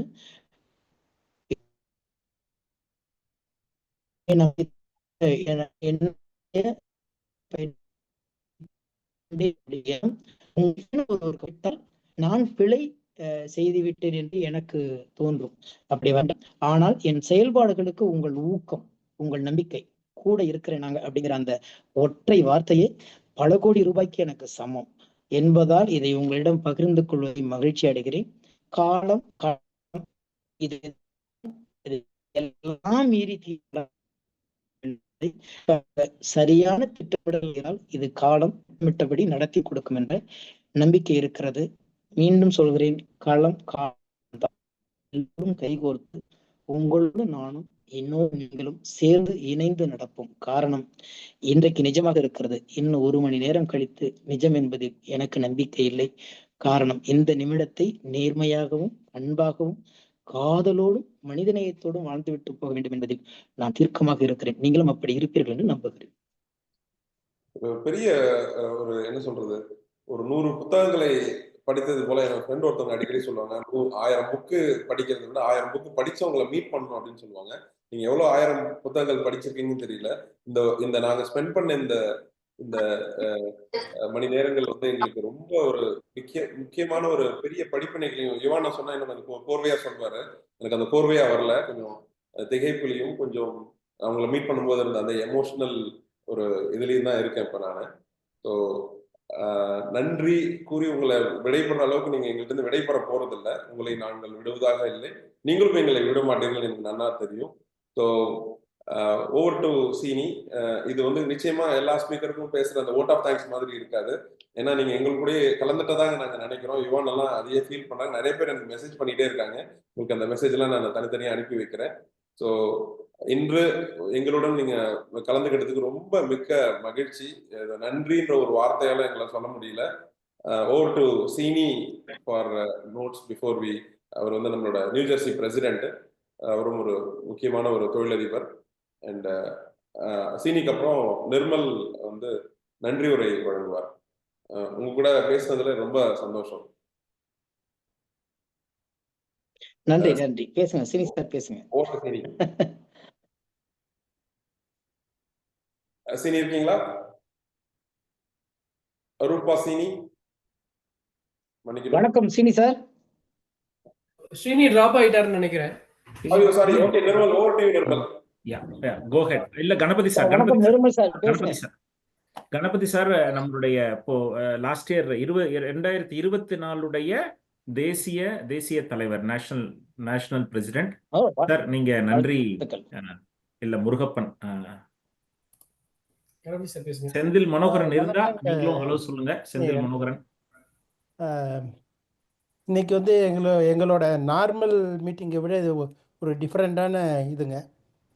ஏன்னா எப்பயுமே வந்து நாங்கள் எங்களோட வணிகத்தை பற்றியும் எங்களோட நடைமுறை சிக்கல்களை பற்றியும் பேசிக்கிட்டு இருப்போம்.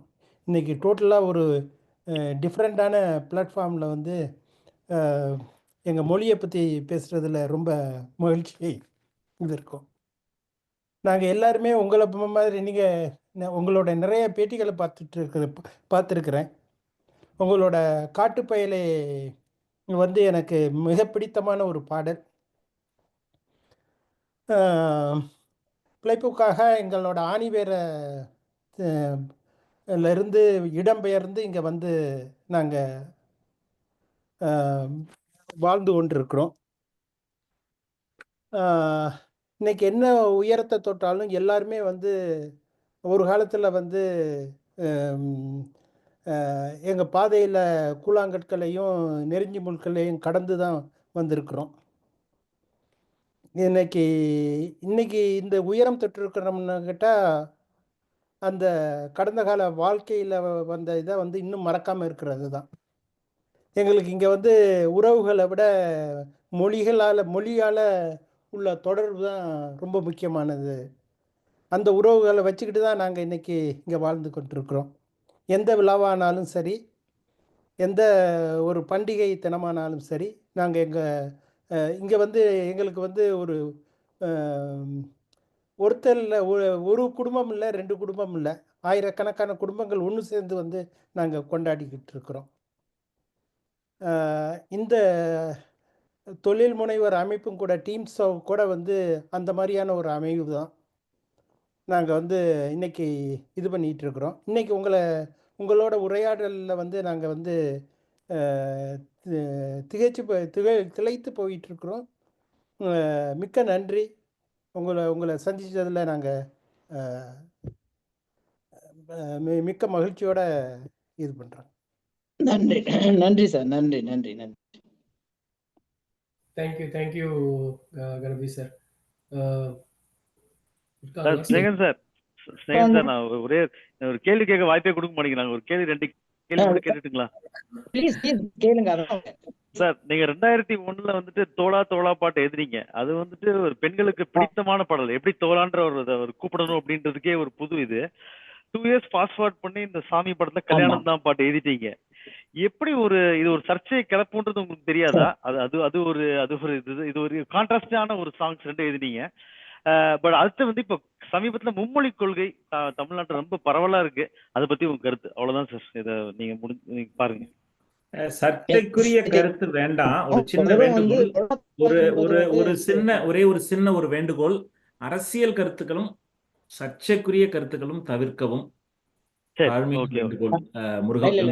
நீங்க பயப்படாதீங்க. அது சர்ச்சைக்குரிய கேள்வியும் அல்ல, நான் பேச போறது சர்ச்சைக்குரிய கருத்தும் இல்ல. பயப்பட வேண்டாம். என்னன்னு கேட்டீங்கன்னா, இது ஆரோக்கியமான ஒரு விவாதம் தான். அதனால வேண்டி நீங்க பயப்பட வேண்டாம். அது தவறலாம் யாரும் யாரையும் காயத்தர முடியாது. உங்களுக்கு அதிகமான மொழிகள் உங்களுக்கு தெரியும், எனக்கு குறைவான மொழிகள் தெரியும். விரும்பி படிக்கிறது வேறு, கட்டாயப்படுத்துவது வேறுங்கிறது மட்டும்தான் தமிழ்நாட்டுல பேசுறாங்களே தவிர, மற்றபடி இந்தி, இன்னும் சொல்ல போனா மேக்சிமம் தலைவர்களுக்கு, இங்க இருக்கிற அநேக தலைவர்களுக்கு ஹிந்தி தெரியும். ஹிந்தி படிச்சுட்டு தான் இருக்காங்க. மும்மொழி கொள்கை என்னன்னா, ஒட்டுமொத்த தாய்மொழி ஆட்சி மொழியாக அவரவர் தாய்மொழி இருக்கணுங்கிறது தான் ஒரு நடுநிலைமையாளர்களுடைய சிந்தனை. அந்த மாதிரி அவர் மொழி அவரவர் ஆட்சி மொழியாக ஆக்கினால் மற்ற மொழி எதனால் நம்ம கற்றுக்கலாம். அது ஒண்ணு. 2வது வந்து கட்டாய விரும்பி தேவைப்படுகிறவர்கள் கத்துக்கட்டுமே, ஏன் அதை வந்து புகுத்தணும் அப்படிங்கிறது தான் இங்க வந்து ஒரு பெரிய விவாதமாக போயிட்டு இருக்குது.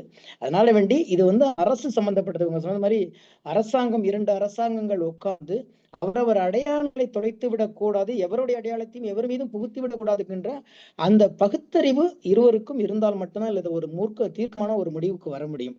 நானும் அதுதான் விரும்புறேன். விரும்பியதுதான் இங்க செம்மையா செய்ய முடியுமே தவிர ஒருத்தருடைய கட்டாயத்தால செய்யறது செம்மையாக இருக்காது அப்படிங்கிறதுல என்னுடைய கருத்து. ரெண்டாவது, தோழா தோழா பாட்டு நீங்க சொன்னீங்க. உண்மையிலே அந்த காலகட்டத்துல எழுதப்பட்ட காலகட்டத்துல ஒரு ஆணும் பெண், அதாவது சொந்த சகோதரியோடு ஒரு பேருந்து நிறுத்தத்தில் நின்றால் கூட காதலர்களாக இருக்குமோ என்று பார்க்கக்கூடிய ஒரு கண்ணோட்டம் அந்த காலகட்டத்தில் இருந்தது. ஆனால் அந்த காலகட்டத்தில தான் ஆணும் பெண்ணும் காதல் இல்லாமல் கூட பழகலாங்கிறத நம்ம அடிச்சதுல உடைச்சிருப்போம். அப்படி உடைக்கும் பொழுது நிறைய தோழிகள் எனக்கு அதிகமான பெண் தோழிகளை சம்பாதித்து கொடுத்த பாட்டு தோழா தோழா. காரணம், எத்தனையோ பெண்கள் தொலைபேசியில் அழைத்து அழுதிருக்கிறார்கள். இப்போது என் ஆண் தோழர்களோடு நான் பயணிக்கிறேன், துணிச்சலாக என் வீட்டுக்கு அவர்களை அழைத்து போகிறேன் என்றால் இந்த பாட்டு ஒரு மிகப்பெரிய பாதை எங்களுக்கு அமைத்து கொடுத்திருக்கிறது அண்ணா அப்படின்னு சொல்லி அழுதுருக்காங்க. அந்த அளவுக்கு ஆணும் பெண்ணும் சேர்ந்து நடந்தால் கூட காமம் இல்லை, கவர்ச்சி இல்லை, அசிங்கம் இல்லை, அது ஒரு நாகரிகத்தை மீறியது இல்லை என்பதை அடித்து உடைத்து அது இன்னும் பெருமையாக அடுத்த கட்டம் சொன்னது கல்யாணம் தான் கட்டிக்கிட்டு ஓடி போலாமாங்கிறது ஒரு கமர்சியல். அது உண்மைதான்.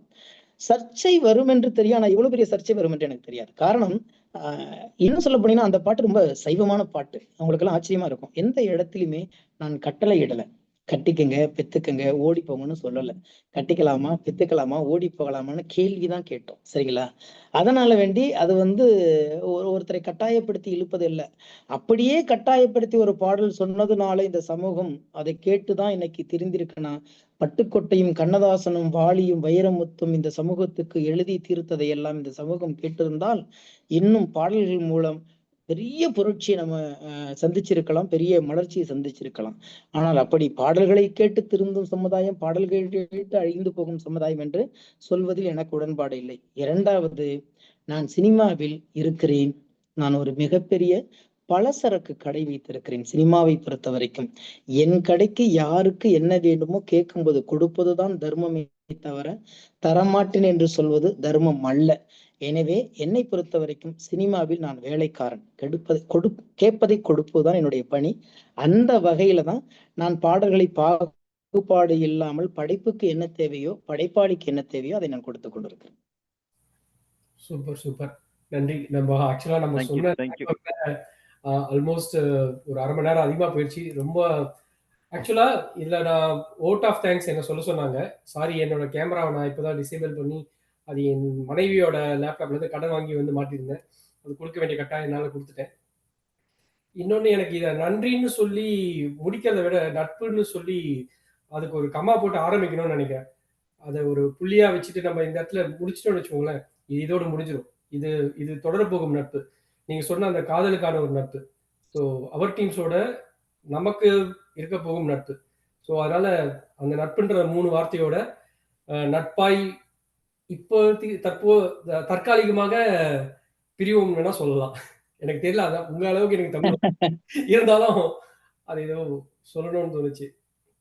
நான் எல்லாத்துக்கும் சேர்த்து நான் நன்றி சொல்லி எல்லாருக்குமே இந்த ஏற்பாடு மற்றபடி யுவா சாருக்கும் சரி, செந்தில்குமரன், மற்றபடி உங்களுக்கும் எல்லாருமே நிறைய தொழிலதிபர்கள், தொழில் முனைவர்கள், ஸ்பான்சர்ஸ், அதாவது அனுசரணையாளர்கள், இவங்க எல்லாத்துக்குமே இந்த நன்றி சொல்றேன். காரணம், எனக்கு இந்த காலையில தொலைதூரத்துல இருக்கிற என் மொழி உறவுகளை சந்திப்பதற்கான ஒரு அற்புதமான ஒரு சந்தர்ப்பம் கிடைத்தது. நாளுக்கும் இந்த காலத்திற்கும் நான் நன்றி சொல்ல கடமைப்பட்டிருக்கிறேன். காரணம், இறைவனுக்கு கூட போய் சேருவது நன்றி என்ற ஒரு வார்த்தை தான். அதனால நன்றிங்கிறது ஒரு மிகப்பெரிய உணர்வின் மொழி. அதை நிறைய சொல்லணும். நான் குழந்தைகளுக்கு கூட குழந்தைகளுக்கு சொல்வது கூட ஒரு 3 வார்த்தைகளை இந்த உலகத்தில் நீங்கள் அச்சப்படாமல் இருந்தால் இந்த உலகத்தின் ஒட்டுமொத்த உறவுகளையும் நீங்கள் உருவாக்கி கொள்ளலாம், மனிதர்களையும் அப்படின்னு சொல்லுவேன். காரணம், அந்த 3 வார்த்தைகள் என்றால், நான் தவறு செய்து விட்டேன் என்றால் மன்னிப்பையும், எனக்கு யாரேனும் செய்தால் நன்றியையும், அதே நேரத்தில் வந்து என்னை பார்த்து ஒருவர் புன்னகைத்தால் மறு புன்னகையையும் சிந்துவதற்கு நான் தயாராக இருக்கும் வரைக்கும், இந்த கடைக்கோடியில் உள்ள பூமியின் கடைசி மனிதன் வரைக்கும் எனக்காகத்தான் இருக்க முடியும். காரணம், என் தப்பை நான் உணர்ந்து கொள்கிறேன், என் நன்றியை நான் தெரிவித்துக் கொள்கிறேன், என் புன்னகை அவர்களுக்கு பரிசாக வழங்குகிறேன். எனவே இந்த புன்னகையோடு தான் உங்களிடமிருந்தும் நான் விடைபெறுகிறேன். நிச்சயமாக இந்த உறவு தொடரும். இந்த காலம் மீண்டும் மீண்டும் வளரும் என்ற நம்பிக்கை இருக்கிறது. மீண்டும் மீண்டும் இந்த ஒரு அற்புதமான தளத்தை அமைத்து கொடுத்த நான் விஸ்வா அவர்களுக்கும் மற்ற அனைத்து மொழி உறவுகளுக்கும் நன்றி. மீண்டும் சந்திப்போம். இதுவரை பேசியது எல்லாம் உண்மையை தவிர வேறு இருந்திருக்கும் இல்லை என்றால் மீண்டும் சந்திப்போம். கண்டிப்பாக. நன்றி. நட்புடன் நன்றியை தெரிவித்துக் கொள்கிறேன். உங்களோட இதோட சேர்த்து சொல்லிட்டேன் நானு. நன்றி. நன்றிங்க. தேங்க்யூ. ரொம்ப சந்தோஷம். ரொம்ப சந்தோஷம்.